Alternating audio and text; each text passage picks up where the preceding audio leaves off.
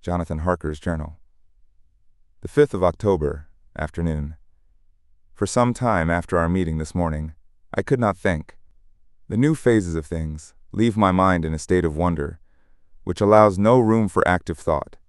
Mina's determination not to take any part in the discussion set me thinking, and as I could not argue the matter with her, I could only guess. I am as far as ever from a solution now. The way the others received it too puzzled me. The last time we talked of the subject, we agreed that there was to be no more concealment of anything amongst us. Mina is sleeping now, calmly and sweetly like a little child. Her lips are curved and her face beams with happiness. Thank God there are such moments still for her. Asterisk. Later. How strange it all is. I sat watching Mina's happy sleep, and came as near to being happy myself as I suppose I shall ever be. As the evening drew on, and the earth took its shadows from the sun sinking lower, the silence of the room grew more and more solemn to me. All at once Mina opened her eyes, and looking at me tenderly, said, "Jonathan, I want you to promise me something on your word of honor. A promise made to me, but made holily in God's hearing, and not to be broken, though I should go down on my knees and implore you with bitter tears. Quick, you must make it to me at once." "Mina," I said, "a promise like that I cannot make at once. I may have no right to make it." "But, dear one," she said, with such spiritual intensity that her eyes were like pole stars, "it is I who wish it, and it is not for myself. You can ask Dr. Van Helsing if I am not right. If he disagrees, you may do as you will. Nay, more, if you all agree, later, you are absolved from the promise." "I promise," I said, and for a moment she looked supremely happy, though to me all happiness for her was denied by the red scar on her forehead. She said, "Promise me that you will not tell me anything of the plans formed for the campaign against the Count. Not by word, or inference, or implication, not at any time whilst this remains to me." And she solemnly pointed to the scar. I saw that she was in earnest, and said solemnly, "I promise." And as I said it, I felt that from that instant a door had been shut between us.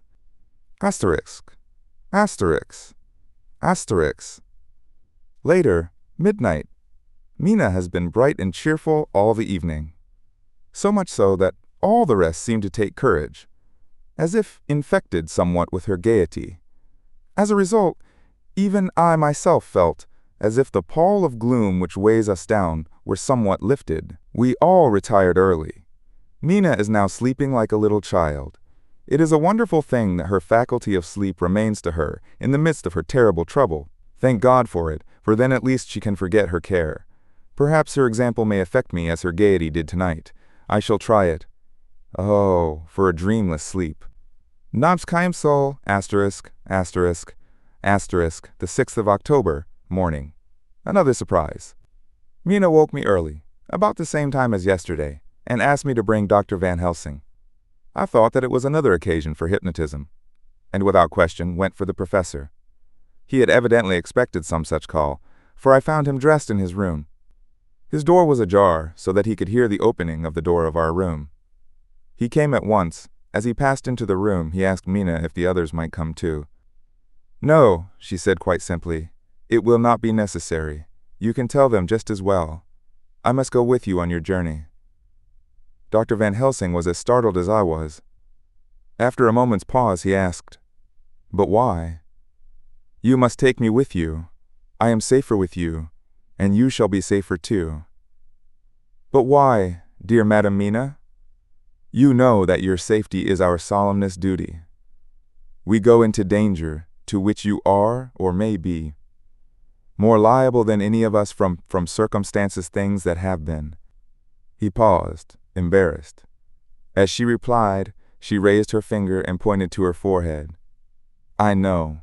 That is why I must go. I can tell you now, whilst the sun is coming up, I may not be able again. I know that when the Count wills me, I must go. I know that if he tells me to come in secret, I must come by wile, by any device to hoodwink even Jonathan." God saw the look that she turned on me as she spoke, and if there be indeed a recording angel, that look is noted to her everlasting honor.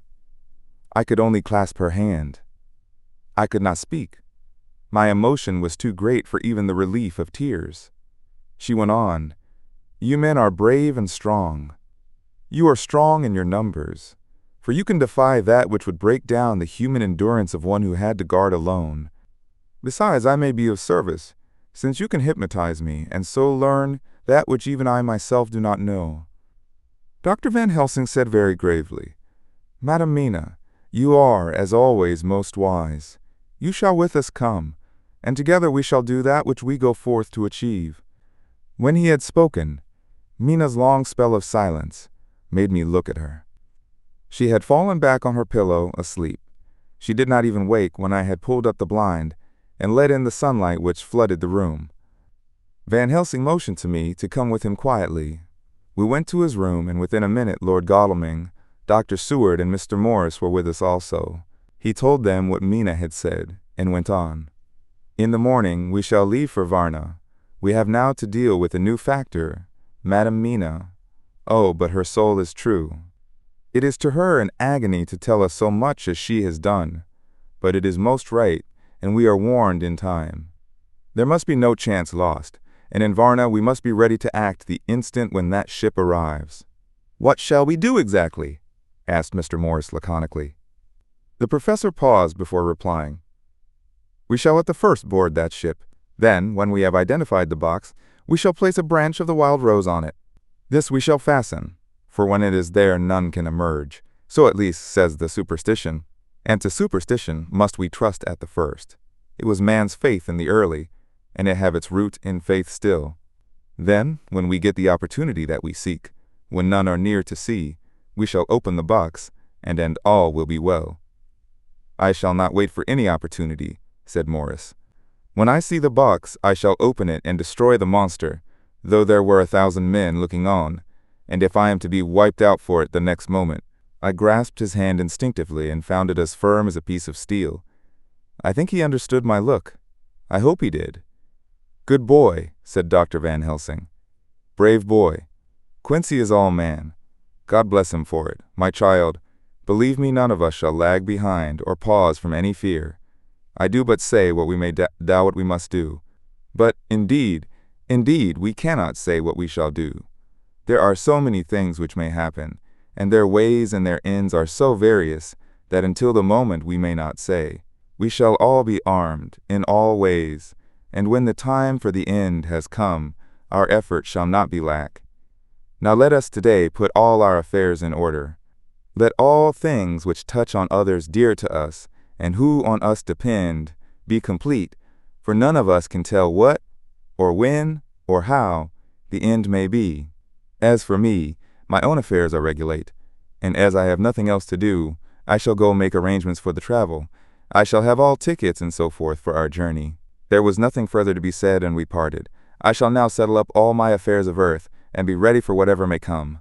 Aes dulles ***** later. It is all done. My will is made, and all complete. Mina, if she survive, is my sole heir. If it should not be so, then the others who have been so good to us shall have remainder. It is now drawing towards the sunset. Mina's uneasiness calls my attention to it. I am sure that there is something on her mind which the time of exact sunset will reveal. These occasions are becoming harrowing times for us all, for each sunrise and sunset opens up some new, dangersome new pain, which, however, may in God's will be means to a good end. I write all these things in the diary, since my darling must not hear them now, but if it may be that she can see them again, they shall be ready. She is calling to me. Chapter 25. Dr. Seward's Diary. The 11th of October, evening. Jonathan Harker has asked me to note this, as he says he is hardly equal to the task, and he wants an exact record kept. I think that none of us were surprised when we were asked to see Mrs. Harker a little before the time of sunset. We have of late come to understand that sunrise and sunset are to her times of peculiar freedom, when her old self can be manifest without any controlling force subduing or restraining her or inciting her to action. This mood or condition begins some half hour or more before actual sunrise or sunset, and lasts till either the sun is high or whilst the clouds are still aglow with the rays streaming above the horizon.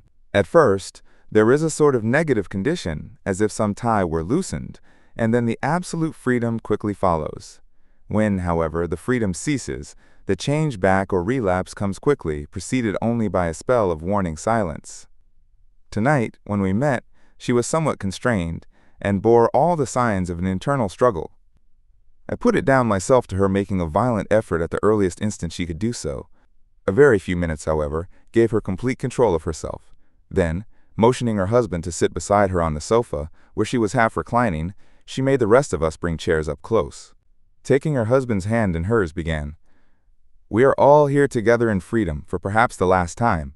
I know, dear, I know that you will always be with me to the end." This was to her husband, whose hand had, as we could see, tightened upon hers. "In the morning we go out upon our task, and God alone knows what may be in store for any of us. You are going to be so good to me as to take me with you. I know that all that brave, earnest men can do for a poor, weak woman, whose soul perhaps is lost, no, not yet, but is at any rate at stake, you will do. But you must remember that I am not as you are. There is a poison in my blood, in my soul, which may destroy me, which must destroy me, unless some relief comes to us. Oh, my friends, you know as well as I do that my soul is at stake, and though I know there is one way out for me, you must not and I must not take it." She looked appealingly to us all in turn, beginning and ending with her husband. "What is that way?" asked Van Helsing in a hoarse voice. "What is that way, which we may not take? That I may die now, either by my own hand or that of another, before the greater evil is entirely wrought. I know, and you know, that were I once dead you could and would set free my immortal spirit, even as you did my poor Lucy's. Were the fear of death, the only thing that stood in the way, I would not shrink to die here, now, amidst the friends who love me. But death is not all. I cannot believe that to die in such a case, when there is hope before us and a bitter task to be done, is God's will. Therefore I, on my part, give up here the certainty of eternal rest, and go out into the dark, where may be the blackest things that the world or the netherworld holds." We were all silent, for we knew instinctively that this was only a prelude. The faces of the others were set, and Harker's grew ashen gray. Perhaps he guessed better than any of us what was coming. She continued, "This is what I can give into the hotchpot." I could not but note the quaint legal phrase which she used in such a place, and with all seriousness. "What will each of you give?" "Your lives I know," she went on quickly. "That is easy for brave men. Your lives are God's, and you can give them back to Him. But what will you give to me?" She looked again questioningly, but this time avoided her husband's face. Quincy seemed to understand. He nodded, and her face lit up. "Then I shall tell you plainly what I want, for there must be no doubtful matter in this connection between us now. You must promise me, one, and I leave in you, my beloved husband, that, should the time come, you will kill me." "What is that time?" The voice was Quincy's, but it was low and strained. "When you shall be convinced that I am so changed that it is better that I die than I may live. When I am thus dead in the flesh, then you will, without a moment's delay, drive a stake through me and cut off my head, or do whatever else may be wanting to give me rest." Quincy was the first to rise after the pause. He knelt down before her, and taking her hand in his, said solemnly, "I'm only a rough fellow who hasn't, perhaps, lived as a man should to win such a distinction. But I swear to you by all that I hold sacred and dear that, should the time ever come, I shall not flinch from the duty that you have set us. And I promise you, too, that I shall make all certain, for if I am only doubtful, I shall take it that the time has come." "My true friend," was all she could say amid her fast-falling tears, as bending over she kissed his hand. "I swear the same, my dear Madam Mina," said Van Helsing.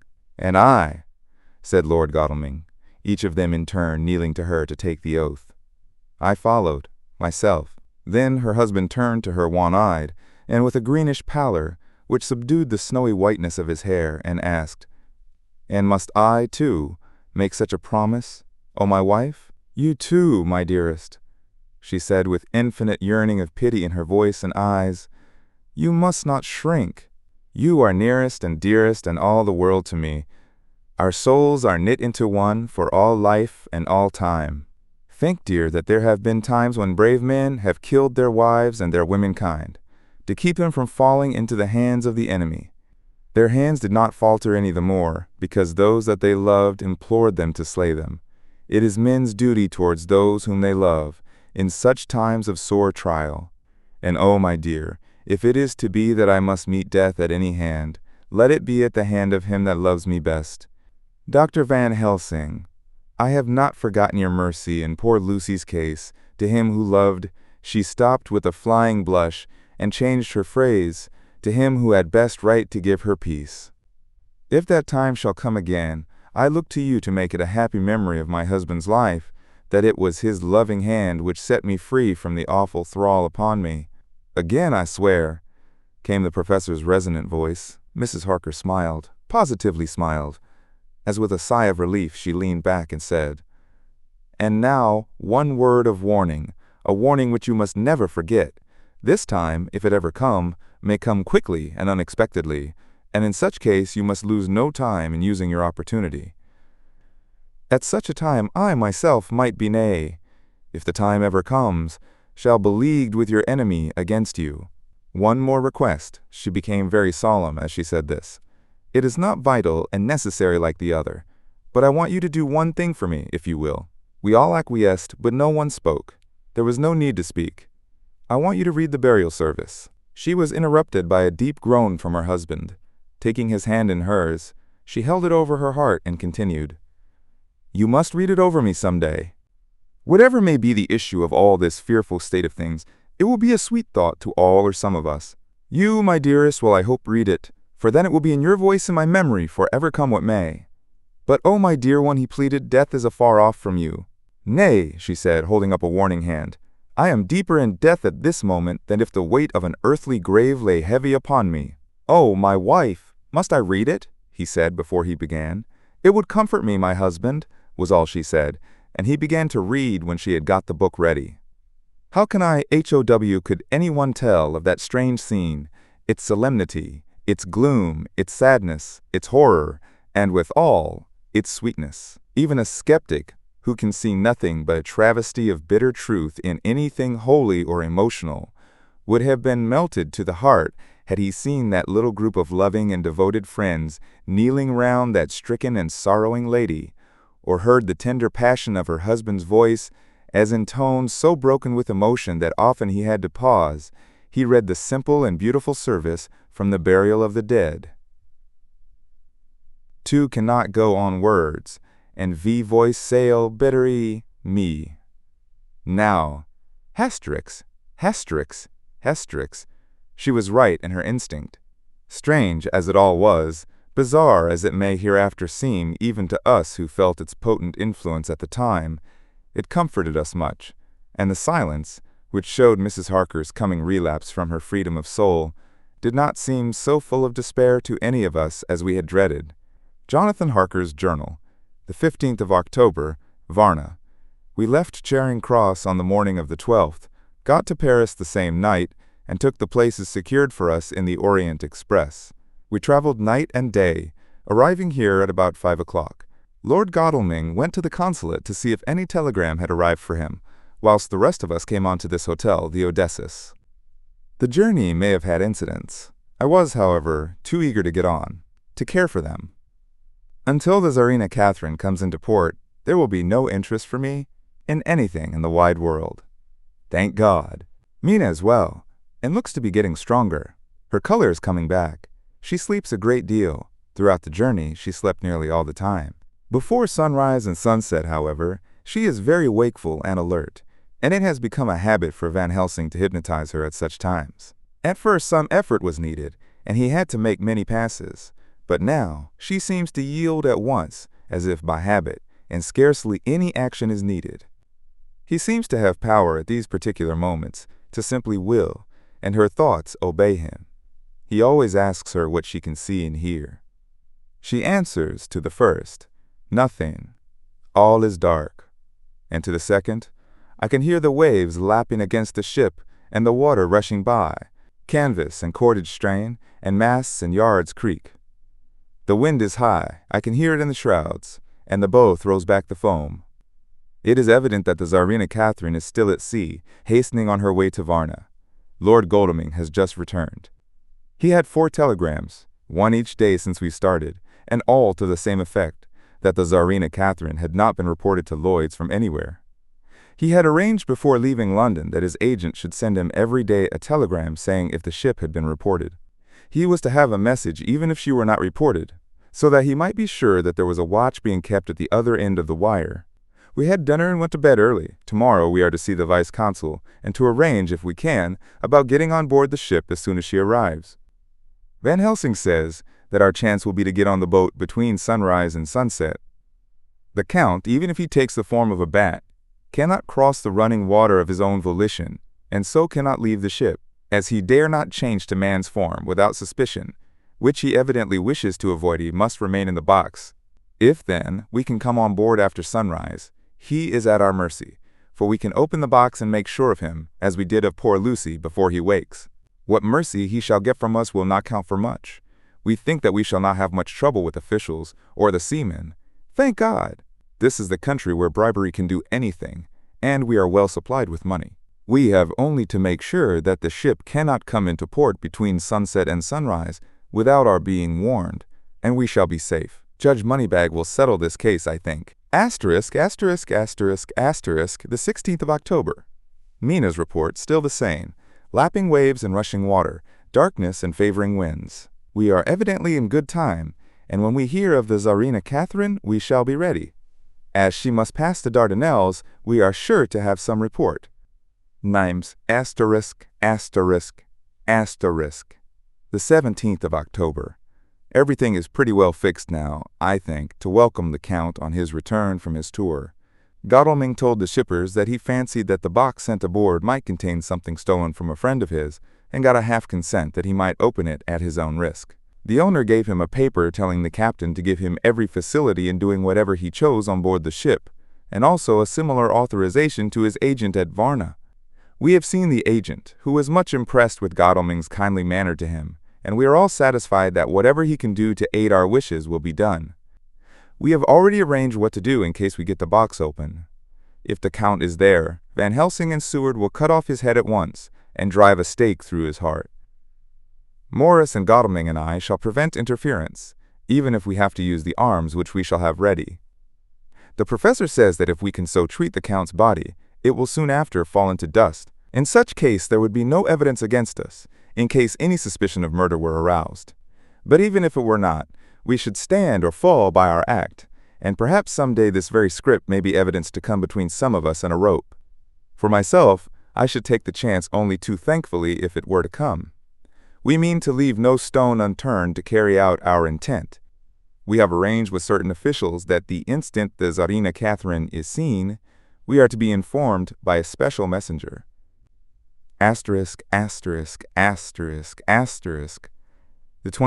***************************************************************************************************************************************************************************************************************************************** A whole week of waiting. Daily telegrams to Godalming, but only the same story, not yet reported. Mina's morning and evening hypnotic answer is unvaried. Lapping waves, rushing water, and creaking masts. Telegram, October 24th. Rufus Smith, Lloyd's, London, to Lord Godalming, care of HBM Vice-Consul, Varna. Tsarina Catherine reported this morning from Dardanelles. Dr. Seward's diary. The 25th of October. How I miss my phonograph. To write diary with a pen is irksome to me, but Van Helsing says I must. We were all wild with excitement yesterday when Godalming got his telegram from Lloyd's. I know now what men feel in battle when the call to action is heard. Mrs. Harker, alone of our party, did not show any signs of emotion. After all, it is not strange that she did not, for we took special care not to let her know anything about it, and we all tried not to show any excitement when we were in her presence.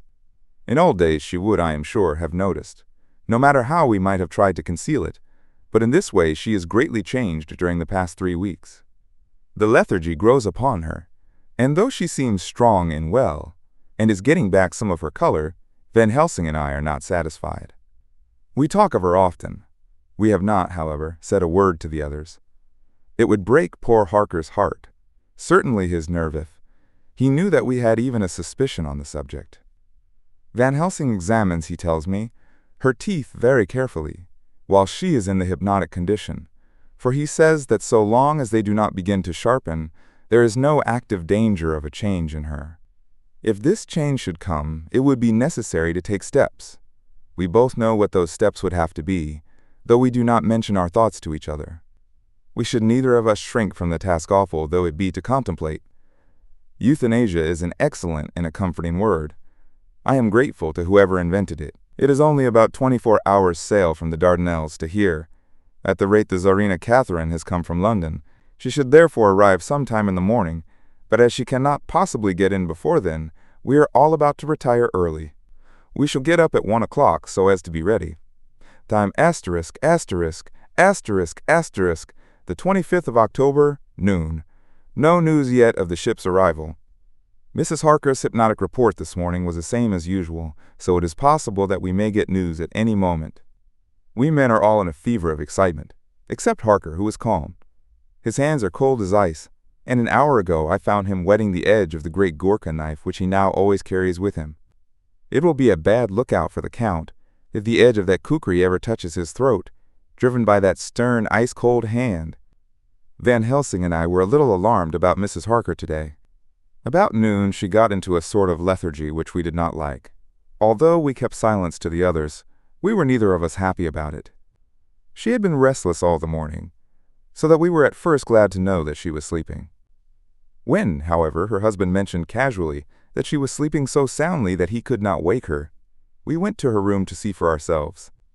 She was breathing naturally and looked so well and peaceful that we agreed that the sleep was better for her than anything else. Poor girl, she has so much to forget that it is no wonder that sleep, if it brings oblivion to her, does her good. Noms. Asterisk. Asterisk. Asterisk. Later. Our opinion was justified, for when, after a refreshing sleep of some hours, she woke up, she seemed brighter and better than she had been for days. At sunset she made the usual hypnotic report. Wherever he may be in the Black Sea, the Count is hurrying to his destination. To his doom, I trust. Asterisk, asterisk, asterisk, the 26th of October. Another day and no tidings of the Tsarina Catherine. She ought to be here by now. That she is still journeying somewhere is apparent, for Mrs. Harker's hypnotic report at sunrise was still the same. It is possible that the vessel may be lying by, at times, for fog. Some of the steamers which came in last evening reported patches of fog both to north and south of the port. We must continue our watching, as the ship may now be signaled any moment. Asterisk, asterisk, asterisk, the 27th of October, noon. Most strange, no news yet of the ship we wait for. Mrs. Harker reported last night and this morning as usual, lapping waves and rushing water, though she added that the waves were very faint. The telegrams from London have been the same. No further report. Van Helsing is terribly anxious, and told me just now that he fears the Count is escaping us. He added significantly, I did not like that lethargy of Madame Mina's. Souls and memories can do strange things during trance. I was about to ask him more, but Harker just then came in, and he held up a warning hand. We must try tonight at sunset to make her speak more fully when in her hypnotic state. Asterisk, asterisk, asterisk, asterisk, the 28th of October, telegram. Rufus Smith, London, to Lord Godalming, care HBM Vice-Consul, Varna. Tsarina Catherine reported entering Galatz at 1 o'clock today. Dr. Seward's diary. The 28th of October. When the telegram came announcing the arrival in Galatz, I do not think it was such a shock to any of us as might have been expected. True, we did not know whence, or how, or when the bolt would come, but I think we all expected that something strange would happen. The delay of arrival at Varna made us individually satisfied that things would not be just as we had expected. We only waited to learn where the change would occur. Nonetheless, however, was it a surprise? I suppose that nature works on such a hopeful basis that we believe against ourselves that things will be as they ought to be, not as we should know that they will be. Transcendentalism is a beacon to the angels, even if it be a will-o'-the-wisp to man. It was an odd experience, and we all took it differently. Van Helsing raised his hand over his head for a moment, as though in remonstrance with the Almighty. But he said not a word, and in a few seconds stood up with his face sternly set. Lord Godalming grew very pale, and sat breathing heavily. I was myself half stunned, and looked in wonder at one after another. Quincy Morris tightened his belt with that quick movement which I knew so well. In our old wandering days it meant action. Mrs. Harker grew ghastly white, so that the scar on her forehead seemed to burn. But she folded her hands meekly and looked up in prayer. Harker smiled actually, smiled the dark, bitter smile of one who is without hope, but at the same time his action belied his words, for his hands instinctively sought the hilt, of the great kukri knife and rested there. "When does the next train start for Galatz?" said Van Helsing to us generally. "At 6:30 tomorrow morning." We all started, for the answer came from Mrs. Harker. "How on earth do you know?" said Art. "You forget her, perhaps you do not know, though Jonathan does, and so does Dr. Van Helsing, that I am the train fiend. At home in Exeter, I always used to make up the timetables, so as to be helpful to my husband. I found it so useful sometimes, that I always make a study of the timetables now. I knew that if anything were to take us to Castle Dracula, we should go by Galatz, or at any rate through Bucharest, so I learned the times very carefully. Unhappily, there are not many to learn, as the only train tomorrow leaves, as I say." "Wonderful woman," murmured the professor. "Can't we get a special?" asked Lord Godalming. Van Helsing shook his head. "I fear not. This land is very different from yours or mine. Even if we did have a special, it would probably not arrive as soon as our regular train. Moreover, we have something to prepare. We must think. Now let us organize. You, friend Arthur, go to the train and get the tickets, and arrange that all be ready for us to go in the morning. Do you, friend Jonathan, go to the agent of the ship, and get from him letters to the agent in Galatz, with authority to make search the ship just as it was here. Morris Quincy, you see the vice-consul, and get his aid with his fellow in Galatz, and all he can do to make our way smooth, so that no times be lost when over the Danube. John will stay with Madam Mina and me, and we shall consult. For so, if time be long, you may be delayed, and it will not matter when the sun set, since I am here with Madam to make report." "And I," said Mrs. Harker brightly, and more like her old self than she had been for many a long day, "shall try to be of use in all ways, and shall think and write for you as I used to do. Something is shifting for me in some strange way, and I feel freer than I have been of late." The three younger men looked happier at the moment, as they seemed to realize the significance of her words, but Van Helsing and I, turning to each other, met each a grave and troubled glance. We said nothing at the time, however. When the three men had gone out to their tasks, Van Helsing asked Mrs. Harker to look up the copy of the diaries and find him the part of Harker's journal at the castle. She went away to get it. When the door was shut upon her, he said to me, "We mean the same. Speak out." "There is some change. It is a hope that makes me sick, for it may deceive us." "Quite so. Do you know why I asked her to get the manuscript?" "No," said I, "unless it was to get an opportunity of seeing me alone." "You are in part right, friend John, but only in part. I want to tell you something. And oh, my friend, I am taking a terrible risk, but I believe it is right. In the moment when Madam Mina said those words that arrest both our understanding, an inspiration came to me. In the trance of 3 days ago, the Count sent her his spirit to read her mind, or more like he took her to see him in his earth box in the ship with water rushing, just as it go free at rise instead of sun. He learned then that we are here, for she have more to tell in her open life with eyes to see and ears to hear, than he, shut as he is, in his coffin box. Now he make his most effort to escape us. At present, he want her not. He is sure with his so great knowledge that she will come at his call, but he cut her off take her, as he can do, out of his own power, that so she come not to him. Ah, there I have hope, that our man-brains, that have been of man so long, and that have not lost the grace of God, will come higher than his child-brain, that lie in his tomb for centuries, that grow not yet to our stature, and that do only work selfish, and therefore small. Here comes Madam Mina, not a word to her of her trance. She know it not, and it would overwhelm her and make despair, just when we want all her hope, all her courage. When most we want all her great brain, which is trained like man's brain, but is of sweet woman, and have a special power which the Count give her, and which he may not take away altogether, though he think not so. Hush, let me speak, and you shall learn. Oh, John, my friend, we are in awful straits. I fear, as I never feared before. We can only trust the good God. Silence, here she comes. I thought that the professor was going to break down and have hysterics, just as he had when Lucy died. But with a great effort he controlled himself, and was at perfect nervous poise when Mrs. Harker tripped into the room, bright and happy-looking, and, in the doing of work, seemingly forgetful of her misery. As she came in, she handed a number of sheets of typewriting to Van Helsing. He looked over them gravely, his face brightening up as he read. Then, holding the pages between his finger and thumb, he said, "Friend John, to you with so much of experience already, and you too, dear Madam Mina, that are young here, is a lesson. Do not fear ever to think." A half-thought has been buzzing often in my brain, but I fear to let him loose his wings. Here now, with more knowledge, I go back to where that half-thought come from, and I find that he be no half-thought at all. That be a whole thought, though so young that he is not yet strong to use his little wings.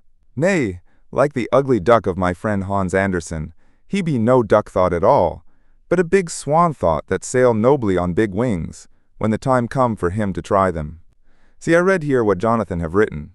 That other of his race, who in a later age, again and again, brought his forces over the great river into Turkeyland, who, when he was beaten back, came again and again and again, though he had to come alone from the bloody field where his troops were being slaughtered, since he knew that he alone could ultimately triumph.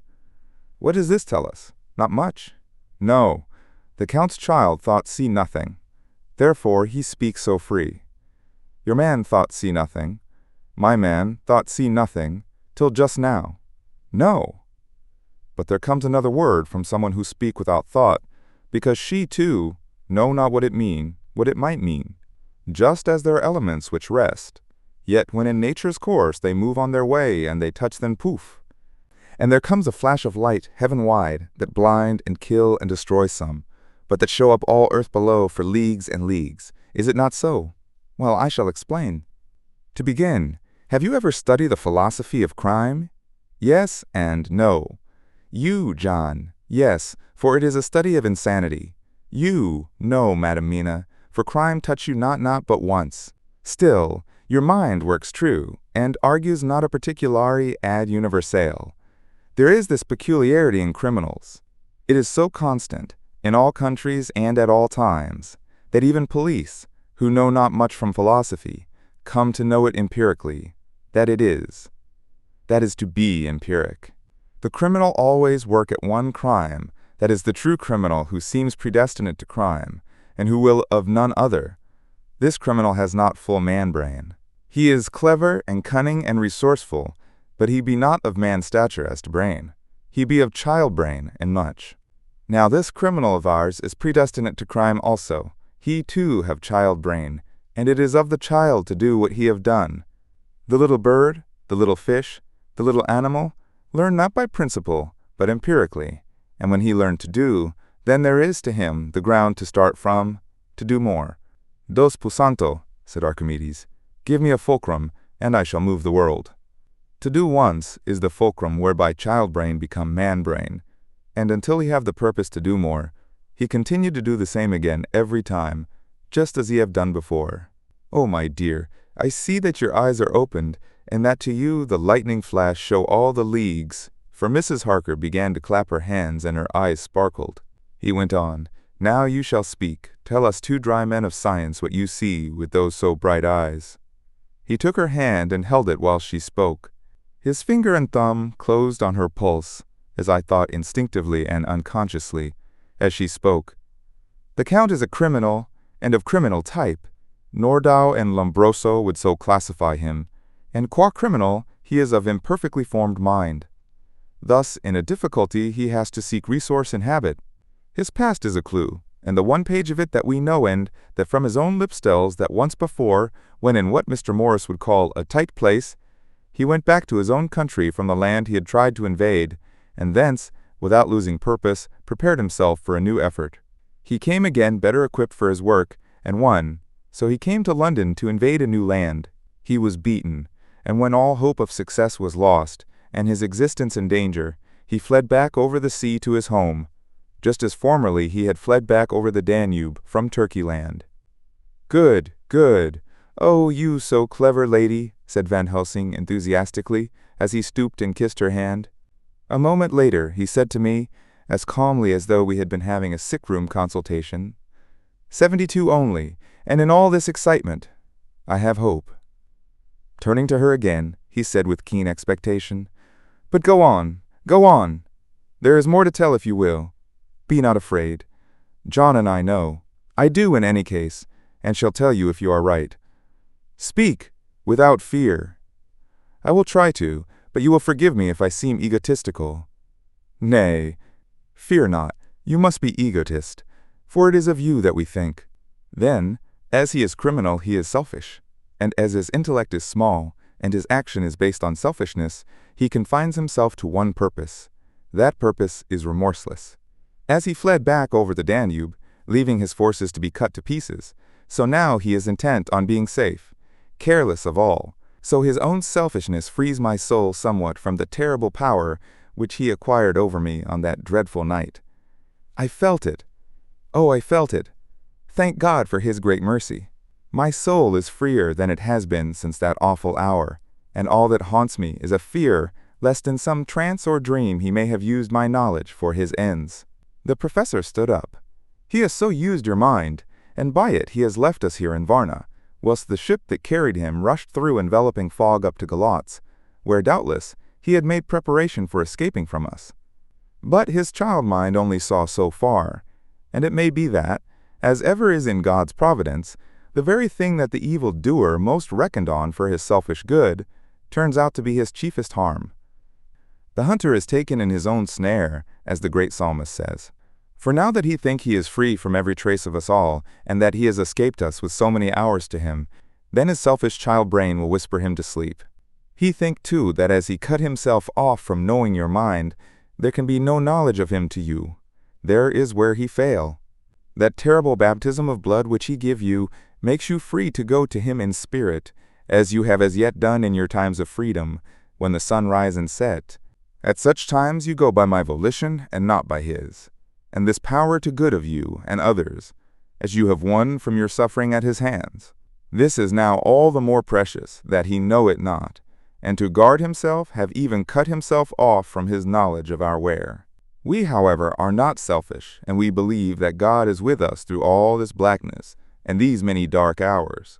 We shall follow him, and we shall not flinch, even if we peril ourselves that we become like him. Friend John, this has been a great hour, and it have done much to advance us on our way.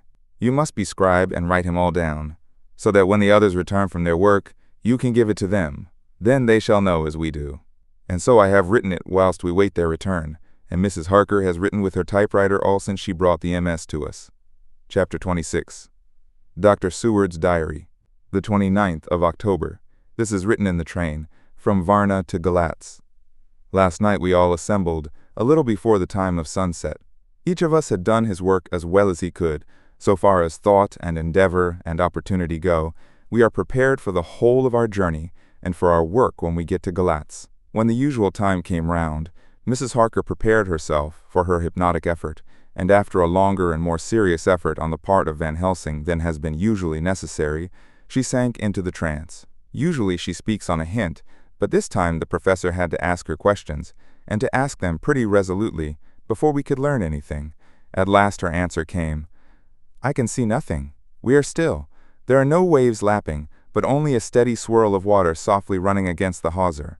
I can hear men's voices calling, near and far, and the roll and creak of oars in the rowlocks. A gun is fired somewhere, the echo of it seems far away.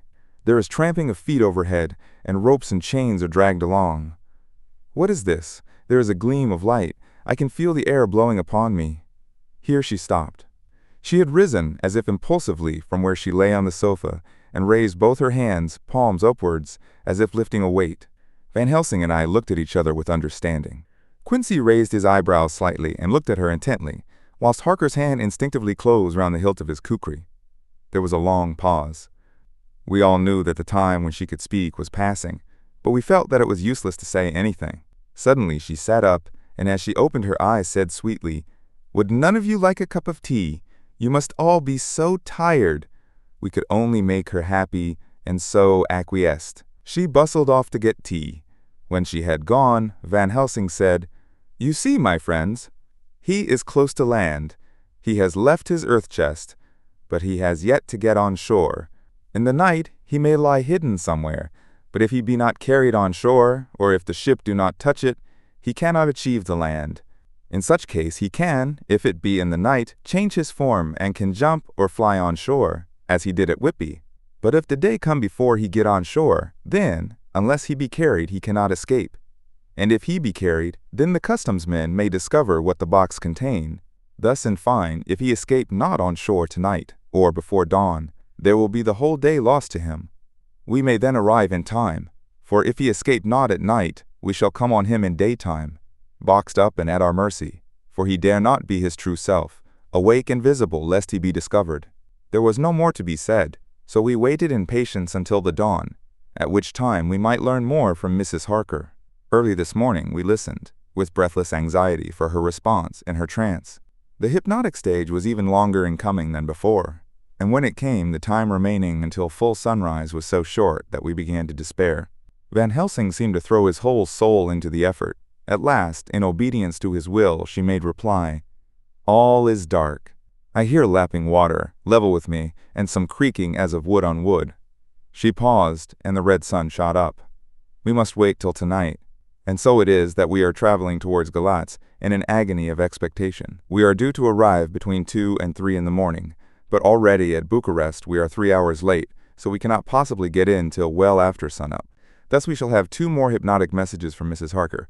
Either or both may possibly throw more light on what is happening. Asterisk, asterisk, asterisk, later, sunset has come and gone. Fortunately, it came at a time when there was no distraction, for had it occurred whilst we were at a station, we might not have secured the necessary calm and isolation. Mrs. Harker yielded to the hypnotic influence even less readily than this morning. I am in fear that her power of reading the Count's sensations may die away, just when we want it most. It seems to me that her imagination is beginning to work. Whilst she has been in the trance hitherto, she has confined herself to the simplest of facts. If this goes on, it may ultimately mislead us. If I thought that the Count's power over her would die away equally with her power of knowledge, it would be a happy thought. But I am afraid that it may not be so. When she did speak, her words were enigmatical. Something is going out. I can feel it pass me like a cold wind. I can hear, far off, confused sounds, as of men talking in strange tongues, fierce falling water, and the howling of wolves. She stopped and a shudder ran through her, increasing in intensity for a few seconds, till, at the end, she shook as though in a palsy. She said no more, even in answer to the professor's imperative questioning. When she woke from the trance, she was cold and exhausted and languid, but her mind was all alert. She could not remember anything, but asked what she had said. When she was told, she pondered over it deeply for a long time and in silence. Asterisk, asterisk, asterisk, asterisk, the 30th of October, 7 a.m. We are near Galatz now, and I may not have time to write later. Sunrise this morning was anxiously looked for by us all. Knowing of the increasing difficulty of procuring the hypnotic trance, Van Helsing began his passes earlier than usual. They produced no effect, however, until the regular time, when she yielded with a still greater difficulty, only a minute before the sun rose. The professor lost no time in his questioning. Her answer came with equal quickness. All is dark. I hear water swirling by, level with my ears, and the creaking of wood on wood. Cattle low far off. There is another sound, a queer one like— She stopped and grew white, and whiter still. Go on, go on! Speak, I command you, said Van Helsing, in an agonized voice. At the same time there was despair in his eyes, for the risen sun was reddening even Mrs. Harker's pale face. She opened her eyes, and we all started as she said, sweetly and seemingly with the utmost unconcern, "Oh, Professor, why ask me to do what you know I can't? I don't remember anything." Then, seeing the look of amazement on our faces, she said, turning from one to the other with a troubled look, "What have I said? What have I done? I know nothing, only that I was lying here, half asleep, and heard you say, 'Go on, speak, I command you.' It seems so funny to hear you order me about, as if I were a bad child." "Oh, Madam Mina," he said sadly, "it is proof, if proof be needed, of how I love and honor you, when a word for your good, spoken more earnest than ever, can seem so strange, because it is to order her whom I am proud to obey. The whistles are sounding. We are nearing Galatz. We are on fire with anxiety and eagerness. Mina Harker's journal, the 30th of October. Mr. Morris took me to the hotel, where our rooms had been ordered by telegraph, he being the one who could best be spared, since he does not speak any foreign language. The forces were distributed much as they had been at Varna, except that Lord Godalming went to the vice-consul, as his rank might serve as an immediate guarantee of some sort to the official, we being in extreme hurry. Jonathan and the two doctors went to the shipping agent to learn particulars of the arrival of the Tsarina Catherine. **** later. Lord Godalming has returned. The consul is away and the vice-consul sick, so the routine work has been attended to by a clerk. He was very obliging and offered to do anything in his power. Jonathan Harker's Journal, the 30th of October. At 9 o'clock, Dr. Van Helsing, Dr. Seward and I called on Messrs. Mackenzie and Steinkopf, the agents of the London firm of Hapgood. They had received a wire from London in answer to Lord Godalming's telegraphed request, asking us to show them any civility in their power. They were more than kind and courteous, and took us at once on board the Tsarina Catherine, which lay at anchor out in the river harbor. There we saw the captain, Donaldson by name, who told us of his voyage. He said that in all his life he had never had so favorable a run. "Man," he said, "but it made us afeard, for we expected that we should have to pay for it, some rare piece of ill luck, so as to keep up the average. It's no canny to run frae London to the Black Sea a wind ahint as though the deil himself were blawing on your sail for his ain purpose. And at the time we could no speer a thing. Gin we were nigh a ship, or a port, or a headland, a fog fell on us and travelled us, till when after it had lifted and we looked out, the deil a thing could we see, we ran by Gibraltar, we set being able to signal, until we came to the Dardanelles and had to wait to get our permit to pass. We never were within hail of aught. At first I inclined to slack off sail and beat about till the fog was lifted, but whiles I thought that if the deil was minded to get us into the Black Sea quick, he was like to do it whether we would or no.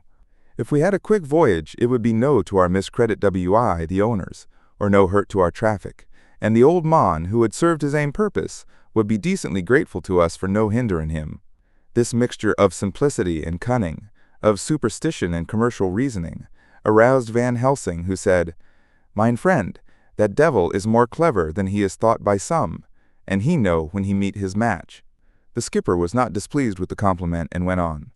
When we got past the Bosphorus, the men began to grumble. Some of them, the Romanians, came and asked me to heave overboard a big box, which had been put on board by a queer-looking old man just before we had started frae London. I had seen them speer at the fellow and put out their TWA fingers when they saw him, to guard against the evil eye. Man! But the superstition of foreigners is perfectly ridiculous. I sent them about their business pretty quick, but as just after a fog closed in on us, I felt a wee bit as they did anent something, though I wouldn't say it was agin the big box. Well, on we went, and as the fog didn't let up for 5 days, I just let the wind carry us, for if the deil wanted to get somewhere swell, he would fetch it up a reet. And if he didn't, well, we'd keep a sharp lookout anyhow. Sure enough, we had a fair way in deep water all the time, and 2 days ago, when the morning sun came through the fog, we found ourselves just in the river opposite Galatz. The Romanians were wild, and wanted me right or wrong to take out the box and fling it in the river. I had to argy them about it a handspike, and when the last of them rose off the deck, his head in his hand, I had convinced them that, evil eye or no evil eye, the property and the trust of my owners were better in my hands than in the river Danube. They had, mind ye, taken the box on the deck ready to fling in, and as it was marked Galatz via Varna, I thought I'd let it lie till we discharged in the port and get rid of it altogether. We didn't do much clearing that day, and had to remain the nick at anchor, but in the morning, braw and airly, an hour before sunup, a man came aboard an order, written to him from England, to receive a box marked for one Count Dracula. Sure enough, the matter was one ready to his hand. He had his papers a-reet, and glad I was to be rid of the damn thing, for I was beginning mazel to feel uneasy at it. If the deil did have any luggage aboard the ship, I'm thinking it was nane ither than that same. What was the name of the man who took it? Asked Dr. Van Helsing, with restrained eagerness. I'll be telling you quick, he answered, and, stepping down to his cabin, produced a receipt signed Emanuel Hildesheim. Bergenstrasse 16 was the address. We found out that this was all the captain knew, so with thanks we came away. We found Hildesheim in his office, a Hebrew of rather the Adelphi theater type, with a nose like a sheep and a fez. His arguments were pointed with Spasiwi doing the punctuation, and with a little bargaining he told us what he knew. This turned out to be simple but important. He had received a letter from Mr. Deville of London, telling him to receive, if possible before sunrise, so as to avoid customs, a box which would arrive at Galatz in the Tsarina Catherine. This he was to give in charge to a certain Petrov Skinsky, who dealt with the Slovaks, who traded down the river to the port. He had been paid for his work by an English banknote, which had been duly cashed for gold at the Danube International Bank. When Skinsky had come to him, he had taken him to the ship and handed over the box, so as to save porterage. That was all he knew. We then sought for Skinsky, but were unable to find him. One of his neighbors, who did not seem to bear him any affection, said that he had gone away 2 days before, no one knew whither. This was corroborated by his landlord, who had received by messenger the key of the house together with the rent due in English money. This had been between 10 and 11 o'clock last night. We were at a standstill again. Whilst we were talking, one came running and breathlessly gasped out that the body of Skinsky had been found inside the wall of the churchyard of St. Peter, and that the throat had been torn open as if by some wild animal. Those we had been speaking with ran off to see the horror, the women crying out, "This is the work of a Slovak!" We hurried away, lest we should have been in some way drawn into the affair, and so detained. As we came home, we could arrive at no definite conclusion. We were all convinced that the box was on its way by water to somewhere, but where that might be, we would have to discover. With heavy hearts, we came home to the hotel to Mina. When we met together, the first thing was to consult as to taking Mina again into our confidence. Things are getting desperate, and it is at least a chance, though a hazardous one. As a preliminary step, I was released from my promise to her. Mina Harker's journal. The 30th of October evening. They were so tired and worn out and dispirited that there was nothing to be done till they had some rest, so I asked them all to lie down for half an hour, whilst I should enter everything up to the moment. I feel so grateful to the man who invented the traveler's typewriter, and to Mr. Morris for getting this one for me. I should have felt quite astray doing the work if I had to write with a pen. It is all done. Poor dear, dear Jonathan, what he must have suffered. What must he be suffering now? He lies on the sofa, hardly seeming to breathe, and his whole body appears in collapse. His brows are knit, his face is drawn with pain. Poor fellow, maybe he is thinking, and I can see his face all wrinkled up with the concentration of his thoughts. Oh, if I could only help it all. I shall do what I can. I have asked Dr. Van Helsing, and he has got me all the papers that I have not yet seen. Whilst they are resting, I shall go over all carefully, and perhaps I may arrive at some conclusion. I shall try to follow the professor's example and think without prejudice on the facts before me. Ninx, asterisk, asterisk, asterisk, asterisk. I do believe that under God's providence I have made a discovery. I shall get the maps and look over them. Asterisk, asterisk, asterisk. I am more than ever sure that I am right. My new conclusion is ready, so I shall get our party together and read it. They can judge it. It is well to be accurate, and every minute is precious. Mina Harker's memorandum. Entered in her journal. Ground of inquiry. Dracula's problem is to get back to his own place. A. He must be brought back by someone.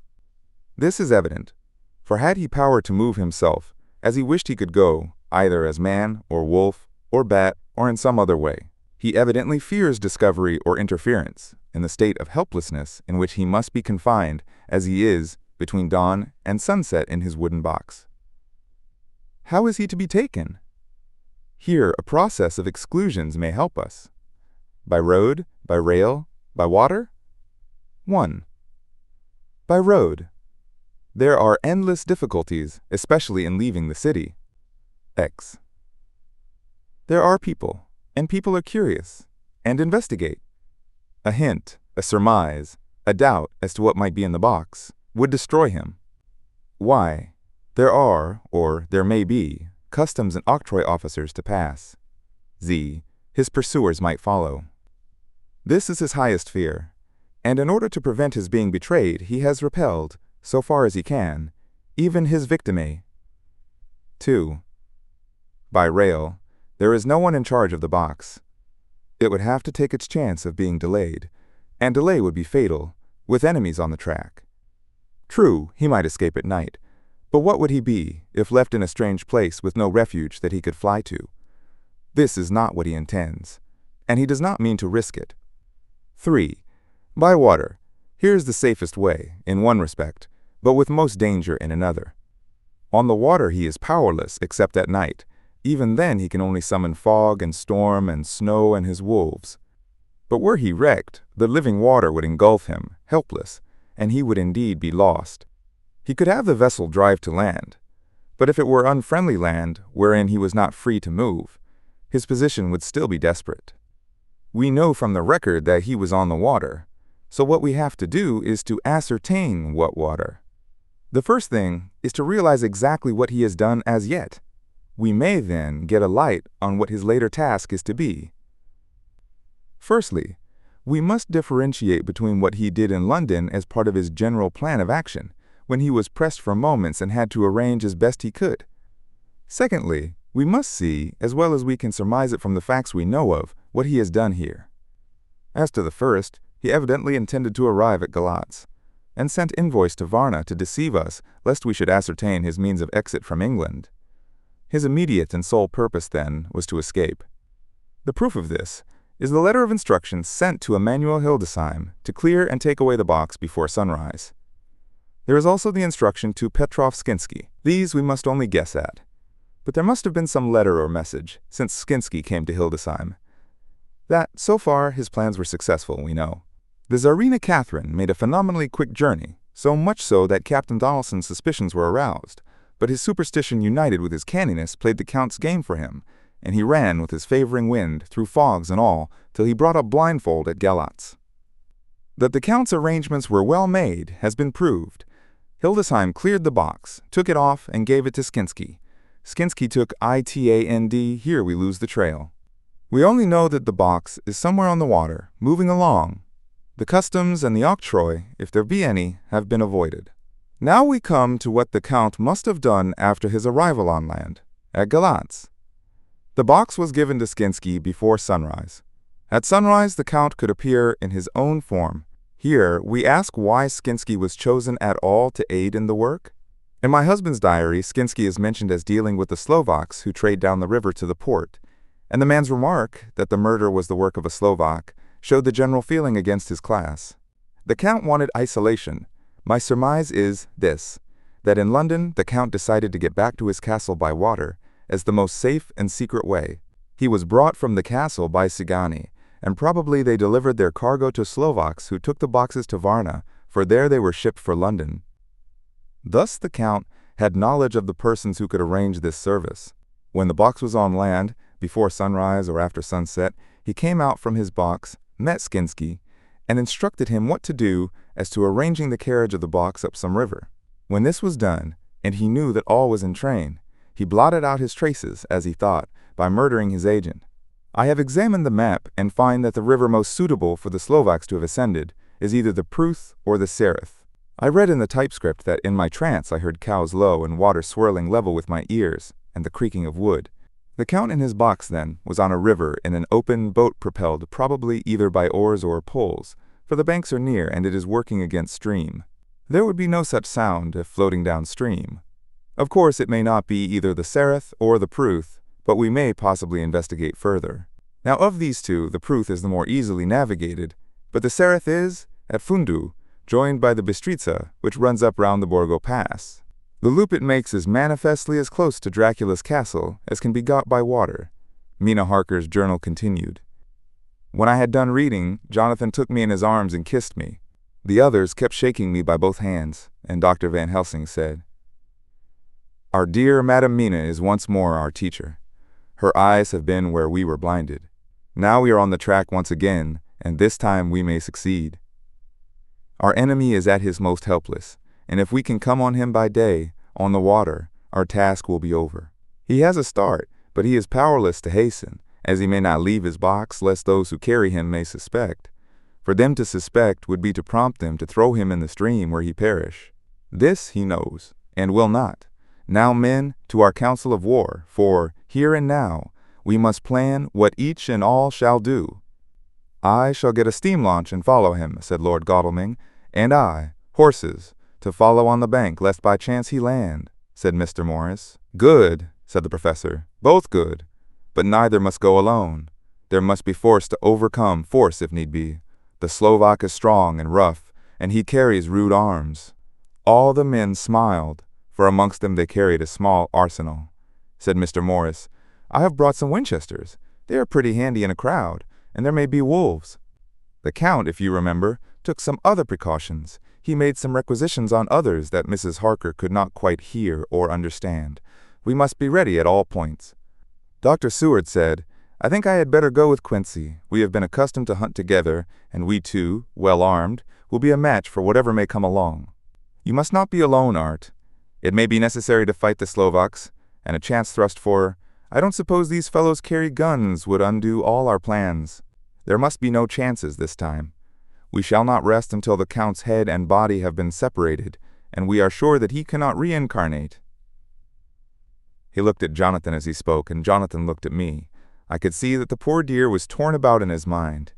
Of course he wanted to be with me, but then the boat service would most likely be the one which would destroy the vampire. Why did I hesitate to write the word?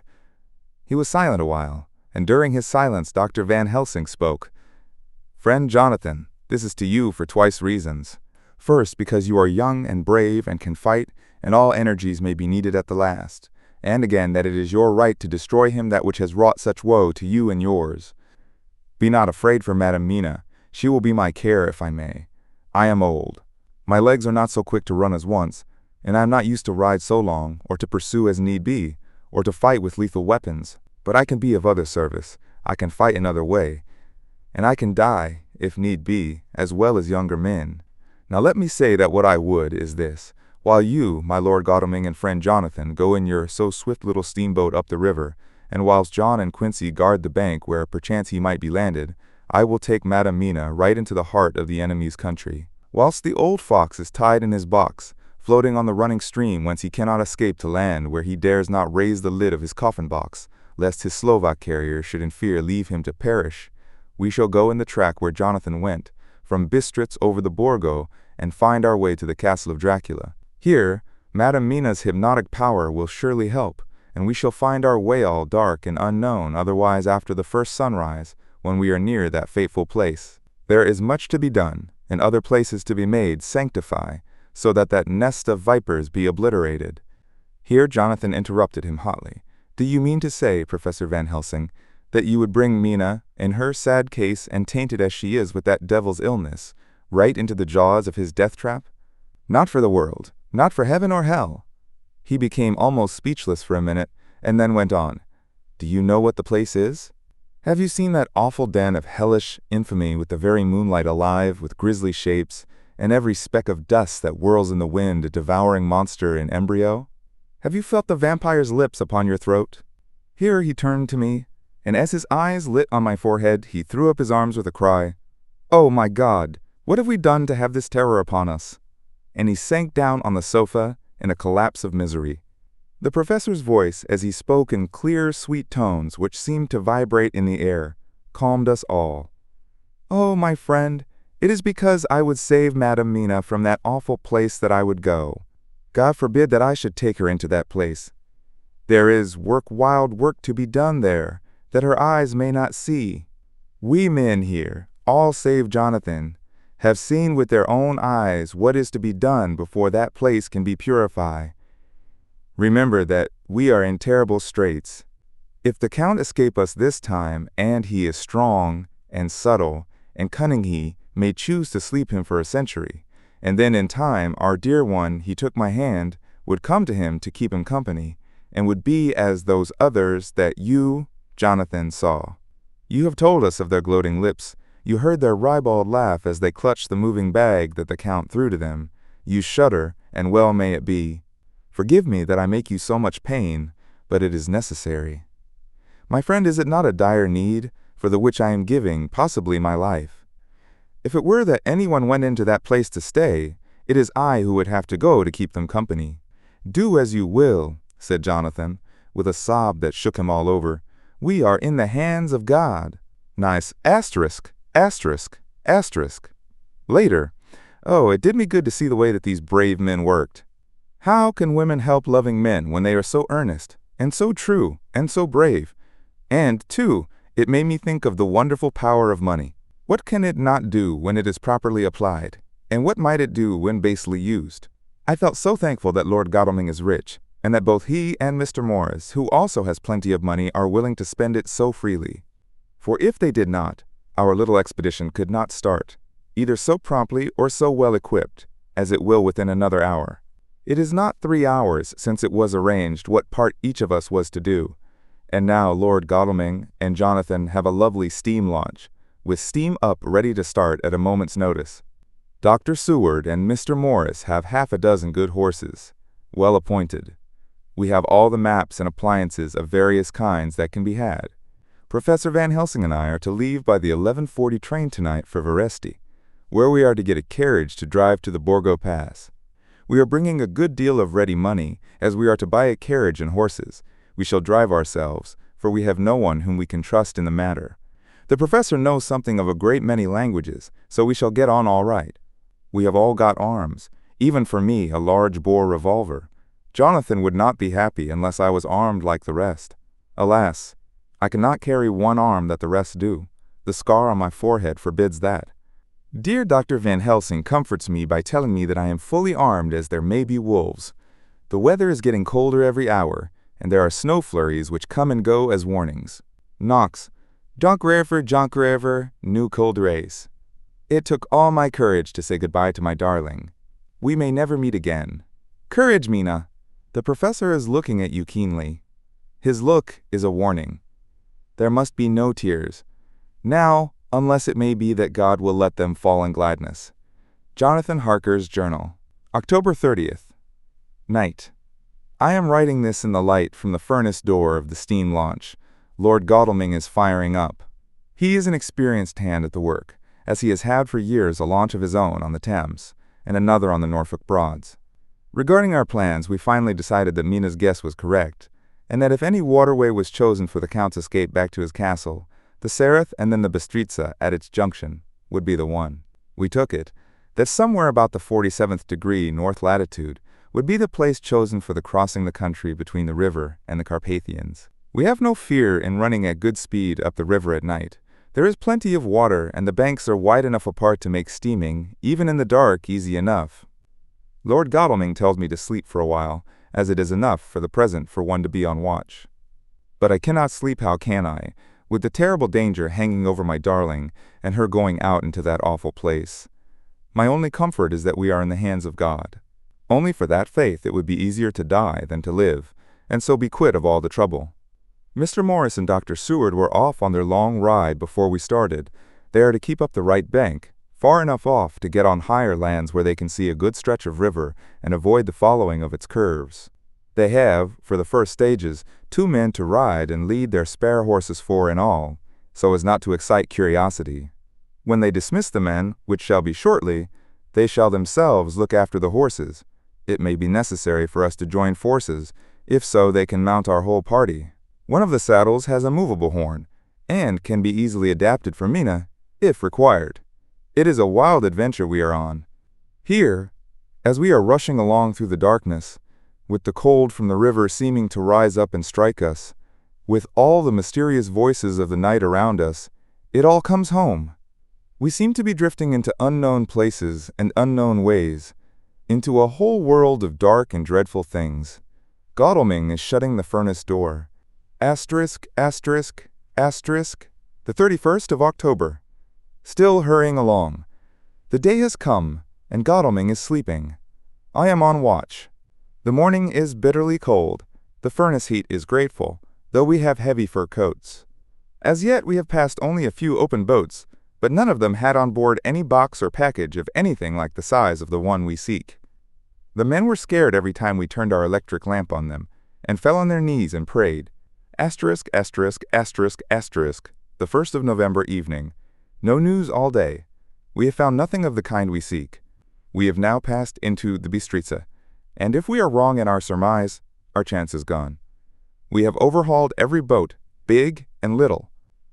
Early this morning, one crew took us for a government boat, and treated us accordingly. We saw in this a way of smoothing matters, so at Fundu, where the Bistritza runs into the Sereth, we got a Romanian flag, which we now fly conspicuously. With every boat which we have overhauled since then, this trick has succeeded. We have had every deference shown to us, and not once any objection to whatever we chose to ask or do.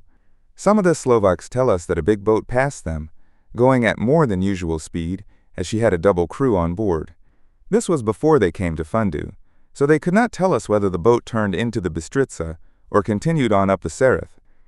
At Fundu, we could not hear of any such boat, so she must have passed there in the night. I am feeling very sleepy. The cold is perhaps beginning to tell upon me, and nature must have rest some time. Godalming insists that he shall keep the first watch. God bless him for all his goodness to poor dear Mina and me. Times asterisk, asterisk, asterisk, the 2nd of November, morning. It is broad daylight. That good fellow would not wake me.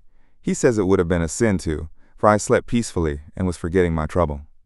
It seems brutally selfish to me to have slept so long and let him watch all night, but he was quite right. I am a new man this morning, and as I sit here and watch him sleeping, I can do all that is necessary, both as to minding the engine, steering, and keeping watch. I can feel that my strength and energy are coming back to me. I wonder where Mina is now, and Van Helsing. They should have got to Veresti about noon on Wednesday. It would take them some time to get the carriage and horses, so if they had started and traveled hard, they would be about now at the Borgo Pass. God guide and help them. I am afraid to think what may happen, if we could only go faster, but we cannot. The engines are throbbing and doing their utmost. I wonder how Dr. Seward and Mr. Morris are getting on. There seem to be endless streams running down the mountains into this river, but as none of them are very large at present, at all events, though they are terrible doubtless in winter, and when the snow melts the horsemen may not have met much obstruction, I hope that before we get to Strasbourg we may see them, for if by that time we have not overtaken the Count, it may be necessary to take counsel together what to do next. Dr. Seward's Diary. The 2nd of November. 3 days on the road. No news, and no time to write it if there had been, for every moment is precious. We have had only the rest needful for the horses, but we are both bearing it wonderfully. Those adventurous days of ours are turning up useful. We must push on. We shall never feel happy till we get the launch in sight again. Nimes asterisk, asterisk, asterisk. The 3rd of November. We heard at Fundu that the launch had gone up the Bistritza. I wish it wasn't so cold. There are signs of snow coming, and if it falls heavy, it will stop us. In such case, we must get a sledge and go on, Russian fashion. Nimes, asterisk, asterisk, asterisk, the 4th of November. Today we heard of the launch, having been detained by an accident when trying to force a way up the rapids. The Slovak boats get up all right, by aid of a rope and steering with knowledge. Some went up only a few hours before.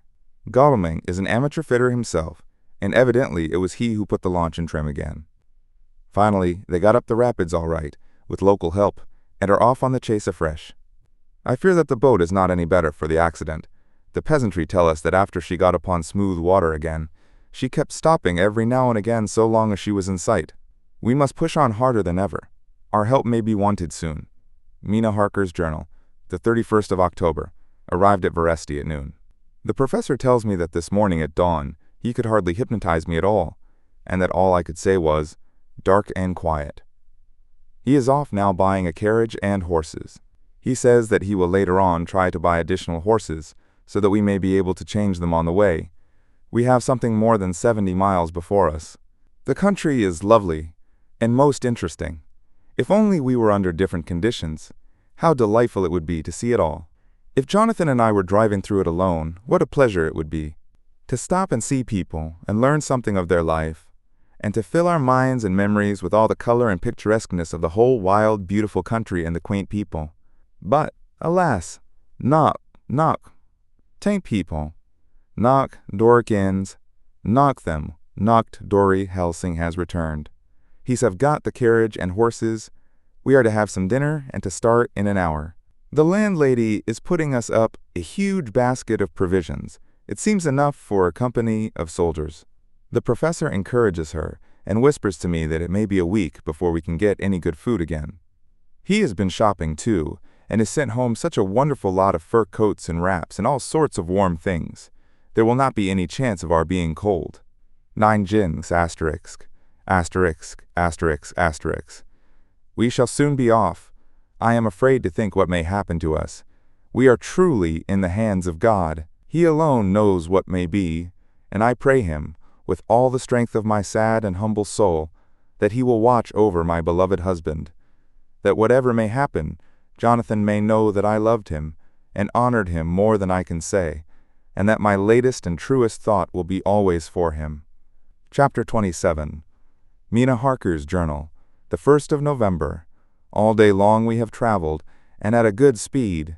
The horses seem to know that they are being kindly treated, for they go willingly their full stage at best speed.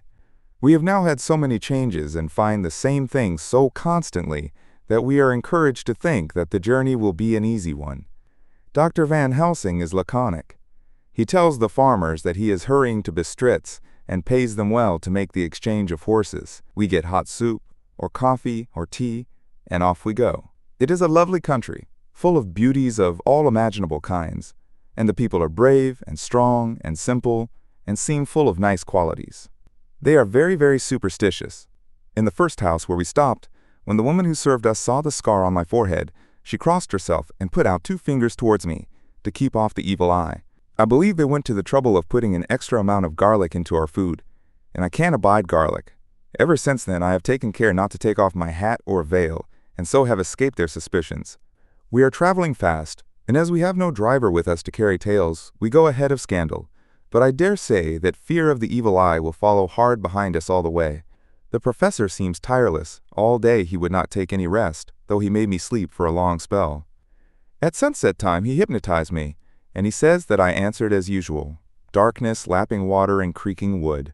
So our enemy is still on the river. I am afraid to think of Jonathan, but somehow I have now no fear for him or for myself. I write this whilst we wait in a farmhouse for the horses to be got ready. Dr. Van Helsing is sleeping. Poor dear, he looks very tired and old and gray, but his mouth is set as firmly as a conqueror's. Even in his sleep he is instinct with resolution. When we have well started, I must make him rest whilst I drive.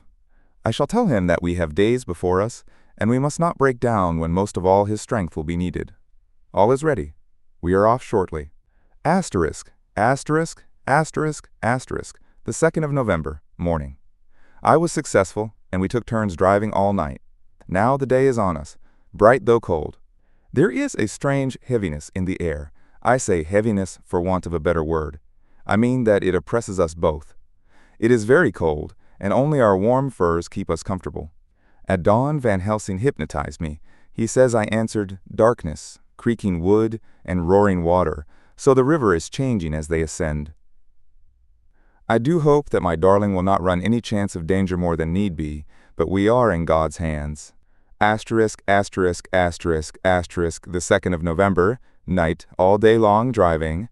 The country gets wilder as we go, and the great spurs of the Carpathians, which at Veresti seemed so far from us and so low on the horizon, now seem to gather round us and tower in front. We both seem in good spirits. I think we make an effort each to cheer the other. In the doing so, we cheer ourselves. Dr. Van Helsing says that by morning we shall reach the Borgo Pass. The houses are very few here now, and the professor says that the last horse we got will have to go on with us, as we may not be able to change. He got 2 in addition to the 2 we changed, so that now we have a rude 4 in hand. The dear horses are patient and good, and they give us no trouble. We are not worried with other travelers, and so even I can drive. We shall get to the pass in daylight. We do not want to arrive before, so we take it easy and have each a long rest in turn. Oh, what will tomorrow bring to us? We go to seek the place where my poor darling suffered so much. God grant that we may be guided aright, and that he will deign to watch over my husband and those dear to us both, and who are in such deadly peril. As for me, I am not worthy in his sight. Alas, I am unclean to his eyes, and shall be until he may deign to let me stand forth in his sight, as one of those who have not incurred his wrath. Memorandum by Abraham Van Helsing, the 4th of November. This to my old and true friend John Seward, M.D. of Purfleet, London, in case I may not see him, it may explain. It is morning, and I write by a fire which all the night I have kept alive, Madam Mina aiding me. It is cold, cold, so cold that the gray, heavy sky is full of snow, which when it falls will settle for all winter as the ground is hardening to receive it. It seems to have affected Madam Mina. She has been so heavy of head all day that she was not like herself. She sleeps and sleeps and sleeps. She who is usual so alert have done literally nothing all the day. She even have lost her appetite. She make no entry into her little diary, she who writes so faithful at every pause. Something whisper to me that all is not well. However, tonight she is more vif. Her long sleep all day have refresh and restore her, for now she is all sweet and bright as ever. At sunset I try to hypnotize her, but alas, with no effect. The power has grown less and less with each day, and tonight it failed me altogether. Well, God's will be done, whatever it may be, and whithersoever it may lead. Now to the historical, for as Madam Mina write not in her stenography, I must, in my cumbrous old fashion, that so each day of us may not go unrecorded. We got to the Borgo Pass just after sunrise yesterday morning. When I saw the signs of the dawn, I got ready for the hypnotism. We stopped our carriage and got down so that there might be no disturbance. I made a couch with furs, and Madam Mina, lying down, yielded herself as usual, but more slow and more short time than ever, to the hypnotic sleep. As before came the answer, darkness and the swirling of water. Then she woke, bright and radiant, and we go on our way and soon reach the pass. At this time and place, she become all on fire with zeal. Some new guiding power be in her manifested, for she point to a road and say, "This is the way. How know you it?" I ask. "Of course I know it," she answer, and with a pause add, "Have not my Jonathan traveled it and wrote of his travel?" At first I think somewhat strange, but soon I see that there be only one such by-road. It is used but little, and very different from the coach road from the Bukovina to Bistritz, which is more wide and hard and more of use. So we came down this road. When we meet other ways, not always were we sure that they were roads at all, for they be neglect, and light snow have fallen the horses know, and they only. I give rein to them, and they go on so patient. By and by we find all the things which Jonathan have note in that wonderful diary of him. Then we go on for long, long hours and hours. At the first I tell Madam Mina to sleep. She try, and she succeed. She sleep all the time, till at the last I feel myself to suspicious grow, and attempt to wake her. But she sleep on, and I may not wake her, though I try. I do not wish to try too hard lest I harm her, for I know that she have suffered much, and sleep at times be all in all to her. I think I drowse myself, for all of a sudden I feel guilt, as though I have done something. I find myself bolt up with the reins in my hand, and the good horses go along jog, jog, just as ever. I look down and find Madam Mina still asleep. It is now not far off sunset time, and over the snow the light of the sun flow in big yellow flood, so that we throw great long shadow on where the mountain rise so steep. For we are going up, and all is oh so wild and rocky, as though it were the end of the world. Then I arouse Madam Mina. This time she wake with not much trouble, and then I try to put her to hypnotic sleep. But she sleep not, being as though I were not. Still I try and try, till all at once I find her and myself in dark. So I look round, and find that the sun have gone down. Madam Mina laugh, and I turn and look at her. She is now quite awake, and looks so well as I never saw her since that night at Carfax when we first entered the Count's house. I am amazed, and not at ease then. But she is so bright and tender and thoughtful for me, that I forget all fear. I light a fire, for we have brought supply of wood with us, and she prepare food, while I undo the horses and set them, tethered in shelter, to feed. Then when I return to the fire, she have my supper ready. I go to help her, but she smile, and tell me that she have eat already, that she was so hungry that she would not wait. I like it not, and I have grave doubts, but I fear to affright her, and so I am silent of it. She help me and I eat alone, and then we wrap in fur and lie beside the fire, and I tell her to sleep while I watch. But presently I forget all of watching, and when I suddenly remember that I watch, I find her lying quiet, but awake, and looking at me with so bright eyes. Once, twice more, the same occur, and I get much sleep till before morning. When I wake I try to hypnotize her, but alas, though she shut her eyes obedient, she may not sleep. The sun rise up, and then sleep come to her too late, but so heavy that she will not wake. I have to lift her up and place her sleeping in the carriage when I have harnessed the horses and made all ready. Madam still sleep, and she look in her sleep more healthy and more redder than before, and I like it not. And I am afraid. I'm afraid of all things even to think, but I must go on my way. The stake we play for is life and death, or more than these, and we must not flinch. Nimes ****, the 5th of November, morning.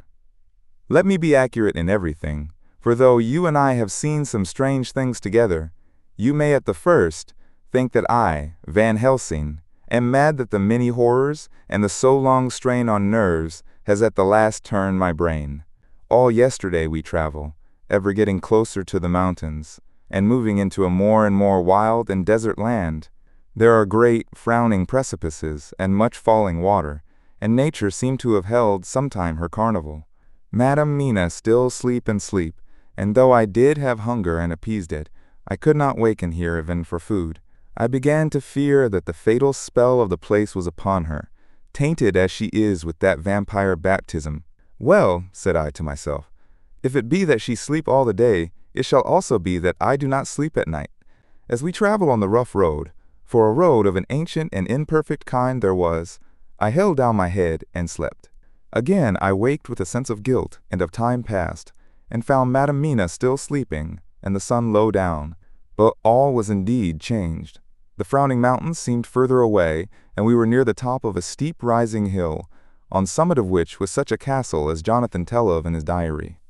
At once I exulted and feared, for now, for good or ill, the end was near. I woke Madam Mina, and again tried to hypnotize her, but alas, unavailing till too late. Then ere the great dark came upon us, for even after downsun the heavens reflected the gone sun on the snow, and all was for a time in a great twilight, I took out the horses and fed them in what shelter I could. Then I make a fire, and near it I make Madam Mina, now awake and more charming than ever, sit comfortable amid her rugs. I got ready food, but she would not eat, simply saying that she had not hunger. I did not press her, knowing her unavailingness.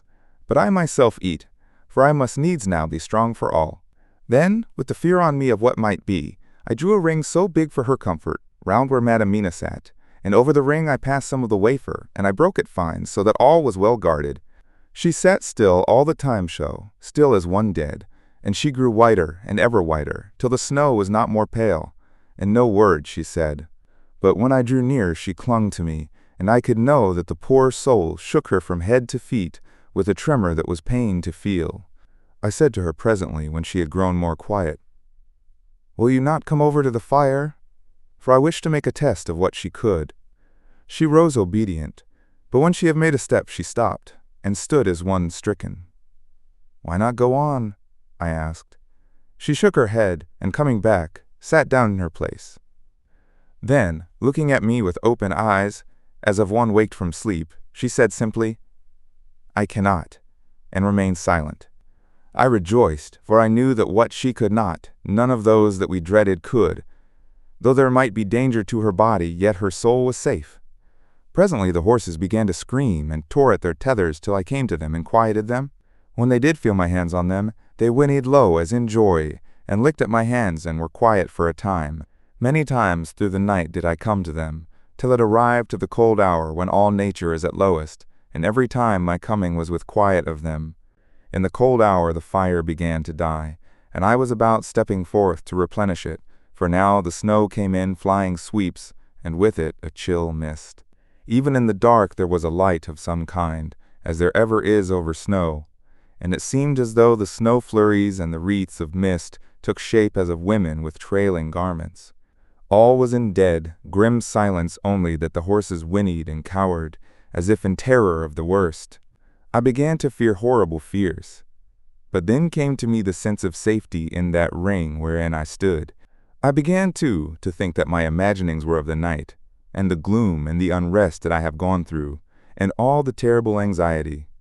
It was as though my memories of all Jonathan's horrid experience were befooling me, for the snowflakes and the mist began to wheel and circle round, till I could get as though a shadowy glimpse of those women that would have kissed him. And then the horses cowered lower and lower, and moaned in terror as men do in pain. Even the madness of fright was not to them, so that they could break away. I feared for my dear Madam Mina when these weird figures drew near and circled round. I looked at her, but she sat calm and smiled at me. When I would have stepped to the fire to replenish it, she caught me and held me back and whispered, like a voice that one hears in a dream, so low it was, "No, no, do not go without. Here you are safe." I turned to her and looking in her eyes said, "But you? It is for you that I fear." Whereat she laughed a laugh, low and unreal, and said, "Fear for me? Why fear for me? None safer in all the world from them than I am." And as I wondered at the meaning of her words, a puff of wind made the flame leap up, and I see the red scar on her forehead. Then, alas, I knew. Did I not, I would soon have learned, for the wheeling figures of mist and snow came closer, but keeping ever without the holy circle. Then they began to materialize, till if God have not taken away my reason, for I saw it through my eyester, were before me in actual flesh, the same 3 women that Jonathan saw in the room, when they would have kissed his throat. I knew the swaying round forms, the bright hard eyes, the white teeth, the ruddy color, the voluptuous lips. They smiled ever at poor dear Madam Mina, and as their laugh came through the silence of the night, they twined their arms and pointed to her, and said in those so sweet tingling tones that Jonathan said were of the intolerable sweetness of the water glasses, "Come, sister, come to us, come, come." In fear I turned to my poor Madam Mina, and my heart with gladness leapt like flame. For oh, the terror in her sweet eyes, the repulsion, the horror, told a story to my heart that was all of hope. God be thanked she was not, yet, of them. I seized some of the firewood which was by me, and holding out some of the wafer, advanced on them towards the fire. They drew back before me, and laughed their low, horrid laugh. I fed the fire, and feared them not, for I knew that we were safe within our protections. They could not approach me, whilst so armed, nor Madam Mina whilst she remained within the ring, which she could not leave no more than they could enter. The horses had ceased to moan, and lay still on the ground. The snow fell on them softly, and they grew whiter.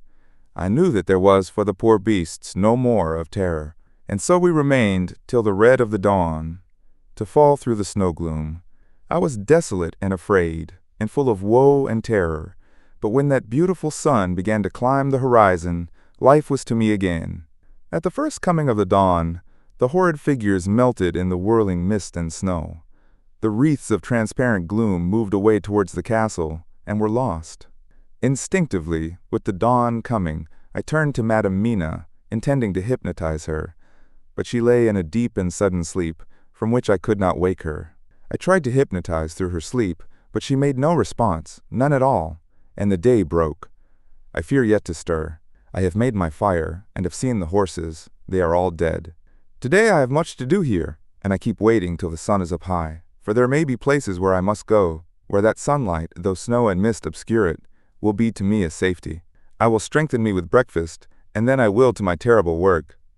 Madam Mina still sleeps, and, God be thanked, she is calm in her sleep. Jonathan Harker's journal. The 4th of November, evening. The accident to the launch has been a terrible thing for us. Only for it we should have overtaken the boat long ago, and by now my dear Mina would have been free.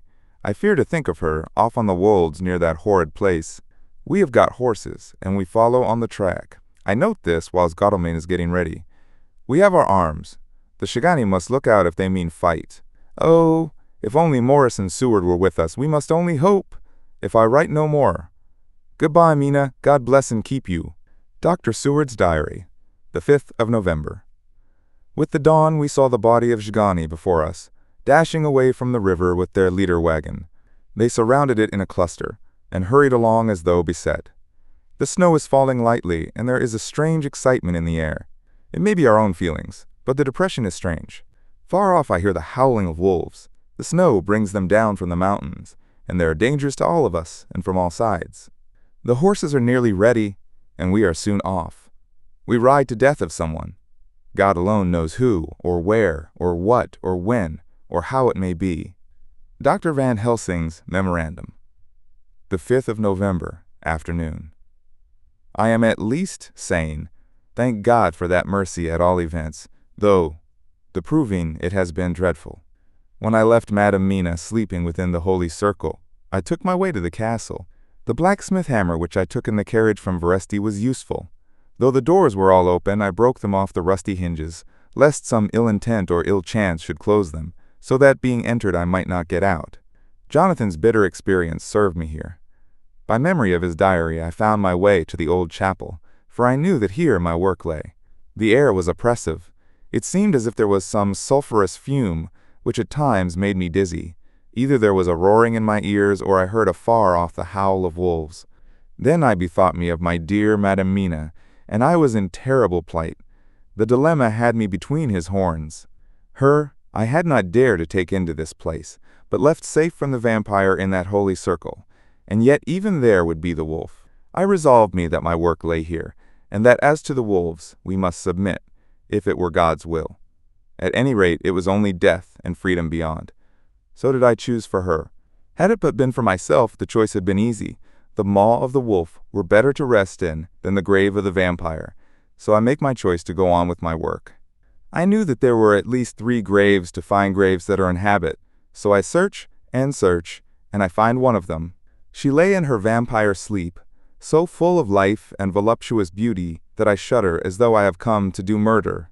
Ah, I doubt not that in old time, when such things were, many a man who set forth to do such a task as mine, found at the last his heart fail him, and then his nerve. So he delay, till the mere beauty and the fascination of the wanton undead have hypnotized him, and he remain on, till sunset come, and the vampire sleep be over. Then the beautiful eyes of the fair woman open and look love, and the voluptuous mouth, present to a kissing man, is weak. And there remain one more victim in the vampire fold, one more to swell the grim and grisly ranks of the undead. There is some fascination, surely, when I am moved by the mere presence of such an one, even lying as she lay in a tomb fretted with age and heavy with the dust of centuries, though there be that horrid odor such as the lairs of the Count have had. Yes, I was moved, I Van Helsing. With all my purpose and with my motive for hate, I was moved to a yearning for delay which seemed to paralyze my faculties and to clog my very soul. It may have been that the need of natural sleep and the strange oppression of the air were beginning to overcome me. Certain it was that I was lapsing into sleep, the open-eyed sleep of one who yields to a sweet fascination, when there came through the snow-stilled air a long, low wail, so full of woe and pity that it woke me like the sound of a clarion. For it was the voice of my dear Madam Mina that I heard. Then I braced myself again to my horrid task, and found by wrenching away tomb-tops one other of the sisters, the other dark one. I dared not pause to look on her as I had on her sister, lest once more I should begin to be in thrall. But I go on searching until, presently, I find in a high great tomb as if made to one much beloved, that other fair sister which, like Jonathan, I had seen to gather herself out of the atoms of the mist. She was so fair to look on, so radiantly beautiful, so exquisitely voluptuous, that the very instinct of man in me, which calls some of my sex to love and to protect one of hers, made my head whirl with new emotion. But God be thanked, that soul wail of my dear Madam Mina had not died out of my ears, and before the spell could be wrought further upon me, I had nerved myself to my wild work. By this time I had searched all the tombs in the chapel, so far as I could tell, and as there had been only 3 of these undead phantoms around us in the night, I took it that there were no more of active undead existent.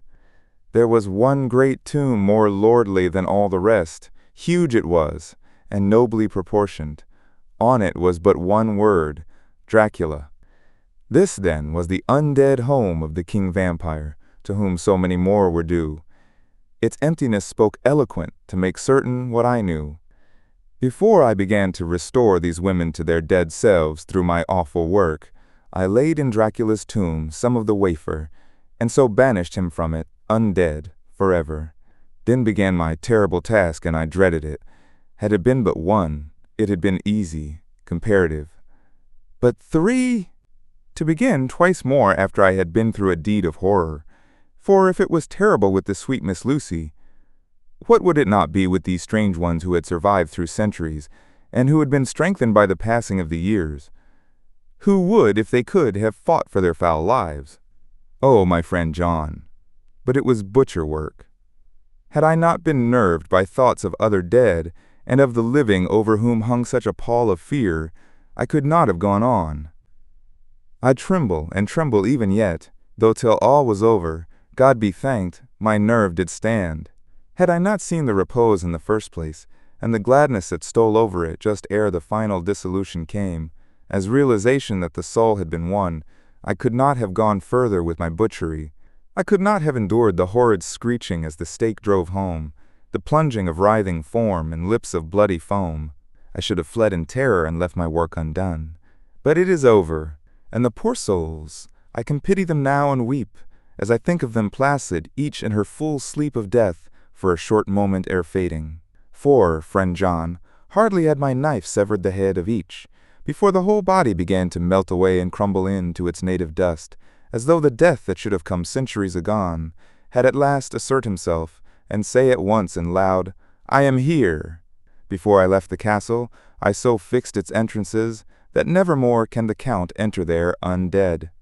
When I stepped into the circle where Madam Mina slept, she woke from her sleep and, seeing me, cried out in pain that I had endured too much. Come, she said, come away from this awful place. Let us go to meet my husband, who is, I know, coming towards us. She was looking thin and pale and weak, but her eyes were pure and glowed with fervor. I was glad to see her paleness and her illness, for my mind was full of the fresh horror of that ruddy vampire sleep. And so with trust and hope, and yet full of fear, we go eastward to meet our friends, and him whom Madam Mina tell me that she know are coming to meet us. Mina Harker's Journal, the 6th of November. It was late in the afternoon when the professor and I took our way towards the east, whence I knew Jonathan was coming. We did not go fast, though the way was steeply downhill, for we had to take heavy rugs and wraps with us. We dared not face the possibility of being left without warmth in the cold and the snow.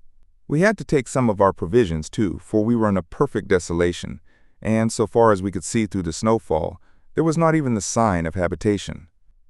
When we had gone about a mile, I was tired with the heavy walking and sat down to rest. Then we looked back and saw where the clear line of Dracula's castle cut the sky, for we were so deep under the hill whereon it was set, that the angle of perspective of the Carpathian mountains was far below it. We saw it in all its grandeur, perched 1,000 feet on the summit of a sheer precipice, and with seemingly a great gap between it and the steep of the adjacent mountain on any side. There was something wild and uncanny about the place. We could hear the distant howling of wolves. They were far off, but the sound, even though coming muffled through the deadening snowfall, was full of terror. I knew from the way Dr. Van Helsing was searching about that he was trying to seek some strategic point, where we would be less exposed in case of attack. The rough roadway still led downwards. We could trace it through the drifted snow. In a little while the professor signaled to me, so I got up and joined him. He had found a wonderful spot, a sort of natural hollow in a rock, with an entrance like a doorway between two boulders. He took me by the hand and drew me in. See, he said, here you will be in shelter, and if the wolves do come, I can meet them one by one. He brought in our furs and made a snug nest for me, and got out some provisions and forced them upon me. But I could not eat. To even try to do so was repulsive to me, and much as I would have liked to please him, I could not bring myself to the attempt. He looked very sad, but did not reproach me. Taking his field glasses from the case, he stood on the top of the rock and began to search the horizon. Suddenly he called out, Look, Madam Mina, look, look! I sprang up and stood beside him on the rock. He handed me his glasses and pointed. The snow was now falling more heavily and swirled about fiercely, for a high wind was beginning to blow. However, there were times when there were pauses between the snow flurries and I could see a long way round. From the height where we were, it was possible to see a great distance, and far off, beyond the white waste of snow, I could see the river lying like a black ribbon in kinks and curls, as it wound its way, straight in front of us, and not far off in fact, so near that I wondered we had not noticed before came a group of mounted men hurrying along. In the midst of them was a cart, a long leader wagon which swept from side to side like a dog's tail wagging, with each stern inequality of the road. Outlined against the snow as they were, I could see from the men's clothes that they were peasants or gypsies of some kind. On the cart was a great square chest. My heart leaped as I saw it, for I felt that the end was coming. The evening was now drawing close, and while I knew that at sunset the thing, which was till then imprisoned there, would take new freedom and could in any of many forms elude all pursuit. In fear I turned to the professor. To my consternation, however, he was not there. An instant later I saw him below me. Round the rock he had drawn a circle, such as we had found shelter in last night. When he had completed it, he stood beside me again, saying, "At least you shall be safe here from him." He took the glasses from me, and at the next lull of the snow, swept the whole space below us. "See," he said, "they come quickly. They are flogging the horses and galloping as hard as they can." He paused and went on in a hollow voice. "They are racing for the sunset. We may be too late. God's will be done." Down came another blinding rush of driving snow, and the whole landscape was blotted out. It soon passed, however, and once more his glasses were fixed on the plain. Then came a sudden cry, "Look, look, look! See, 2 horsemen follow fast, coming up from the south. It must be Quincy and John. Take the glass. Look before the snow blots it all out." I took it and looked. The 2 men might be Dr. Seward and Mr. Morris. I knew at all events that neither of them was Jonathan. At the same time, I knew that Jonathan was not far off. Looking around, I saw on the north side of the coming party 2 other men riding at breakneck speed. One of them I knew was Jonathan, and the other I took, of course, to be Lord Godalming. They, too, were pursuing the party with the cart. When I told the professor, he shouted in glee like a schoolboy, and after looking intently till a snowfall made sight impossible, he laid his Winchester rifle ready for use against the boulder at the opening of our shelter. "They are all converging," he said. "When the time comes we shall have gypsies on all sides." I got out my revolver ready to hand, for whilst we were speaking the howling of wolves came louder and closer. When the snowstorm abated a moment, we looked again. It was strange to see the snow falling in such heavy flakes close to us, and beyond, the sun shining more and more brightly as it sank down towards the far mountain tops. Sweeping the glass all around us, I could see here and there dots moving singly, and in 2s and 3s and larger numbers, the wolves were gathering for their prey. Every instant seemed an age whilst we waited. The wind came now in fierce bursts, and the snow was driven with fury as it swept upon us in circling eddies.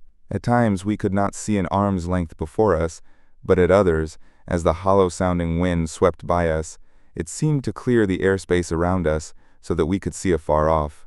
We had of late been so accustomed to watch for sunrise and sunset that we knew with fair accuracy when it would be, and we knew that before long the sun would set. It was hard to believe that by our watches it was less than an hour that we waited in that rocky shelter before the various bodies began to converge close upon us. The wind came now with fiercer and more bitter sweeps, and more steadily from the north. It seemingly had driven the snow clouds from us, for, with only occasional bursts, the snow fell. We could distinguish clearly the individuals of each party, the pursued and the pursuers. Strangely enough, those pursued did not seem to realize, or at least to care, that they were pursued. They seemed, however, to hasten with redoubled speed as the sun dropped lower and lower on the mountaintops. Closer and closer they drew. The professor and I crouched down behind our rock and held our weapons ready. I could see that he was determined that they should not pass. One and all were quite unaware of our presence. All at once 2 voices shouted out to "Halt!" One was my Jonathan's, raised in a high key of passion. The other Mr. Morris's strong, resolute tone of quiet command. The gypsies may not have known the language, but there was no mistaking the tone, in whatever tongue the words were spoken. Instinctively they reined in, and at the instant Lord Godalming and Jonathan dashed up at one side, and Dr. Seward and Mr. Morris on the other. The leader of the gypsies, a splendid-looking fellow who sat his horse like a centaur, waved them back, and in a fierce voice gave to his companions some word to proceed. They lashed the horses which sprang forward, but the 4 men raised their Winchester rifles, and in an unmistakable way commanded them to stop. At the same moment Dr. Van Helsing and I rose behind the rock and pointed our weapons at them. Seeing that they were surrounded, the men tightened their reins and drew up. The leader turned to them and gave a word at which every man of the gypsy party drew what weapon he carried, knife or pistol, and held himself in readiness to attack. Issue was joined in an instant. The leader, with a quick movement of his rein, threw his horse out in front, and pointing first to the Sunnow Close down on the hilltop sand, then to the castle, said something which I did not understand. For answer, all 4 men of our party threw themselves from their horses and dashed towards the cart. I should have felt terrible fear at seeing Jonathan in such danger, but that the ardor of battle must have been upon me as well as the rest of them. I felt no fear, but only a wild, surging desire to do something. Seeing the quick movement of our parties, the leader of the gypsies gave a command. His men instantly formed round the cart in a sort of undisciplined endeavor, each one shouldering and pushing the other in his eagerness to carry out the order. In the midst of this, I could see that Jonathan on one side of the ring of men, and Quincy on the other, were forcing a way to the cart. It was evident that they were bent on finishing their task before the sun should set. Nothing seemed to stop or even to hinder them. Neither the leveled weapons, nor the flashing knives of the gypsies in front, nor the howling of the wolves behind, appeared to even attract their attention.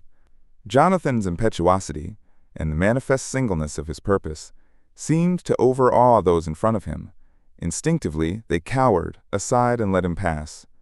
In an instant he had jumped upon the cart, and with a strength which seemed incredible, raised the great box and flung it over the wheel to the ground.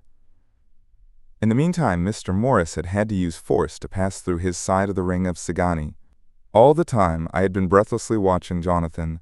I had, with the tail of my eye, seen him pressing desperately forward, and had seen the knives of the gypsies flash as he won a way through them, and they cut at him. He had parried with his great bowie knife, and at first I thought that he too had come through in safety. But as he sprang beside Jonathan, who had by now jumped from the cart, I could see that with his left hand he was clutching at his side, and that the blood was spurting through his fingers. He did not delay notwithstanding this, for as Jonathan, with desperate energy, attacked one end of the chest, attempting to prise off the lid with his great kukri knife, he attacked the other frantically with his bowie. Under the efforts of both men, the lid began to yield. The nails drew with a quick screeching sound, and the top of the box was thrown back. By this time the gypsies, seeing themselves covered by the Winchesters, and at the mercy of Lord Godalming and Dr. Seward, had given in and made no resistance. The sun was almost down on the mountain tops, and the shadows of the whole group fell long upon the snow. I saw the Count lying within the box upon the earth, some of which the rood falling from the cart had scattered over him. He was deathly pale, just like a waxen image, and the red eyes glared with the horrible vindictive look which I knew too well. As I looked, the eyes saw the sinking sun, and the look of hate in them turned to triumph. But, on the instant, came the sweep and flash of Jonathan's great knife. I shrieked as I saw it shear through the throat, whilst at the same moment Mr. Morris's bowie knife plunged into the heart.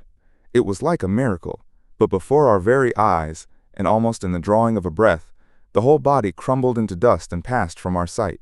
I shall be glad as long as I live, that even in that moment of final dissolution there was in the face a look of peace, such as I never could have imagined might have rested there. The castle of Dracula now stood out against the red sky, and every stone of its broken battlements was articulated against the light of the setting sun. The gypsies, taking us as in some way the cause of the extraordinary disappearance of the dead man, turned, without a word, and rode away as if for their lives. Those who were unmounted jumped upon the lighter wagon and shouted to the horsemen not to desert them. The wolves, which had withdrawn to a safe distance, followed in their wake, leaving us alone. Mr. Morris, who had sunk to the ground, leaned on his elbow, holding his hand pressed to his side. The blood still gushed through his fingers. I flew to him, for the holy circle did not now keep me back. So did the 2 doctors. Jonathan knelt behind him, and the wounded man laid back his head on his shoulder. With a sigh he took, with a feeble effort, my hand in that of his own, which was unstained. He must have seen the anguish of my heart in my face, for he smiled at me and said, "I am only too happy to have been of any service." "Oh, God!" he cried suddenly, struggling up to a sitting posture and pointing to me. "It was worth for this to die. Look! Look!" The sun was now right down upon the mountain top, and the red gleams fell upon my face, so that it was bathed in rosy light. With one impulse, the men sank on their knees, and a deep and earnest "Amen" broke from all as their eyes followed the pointing of his finger. The dying man spoke, "Now God be thanked that all has not been in vain. See, the snow is not more stainless than her forehead. The curse has passed away."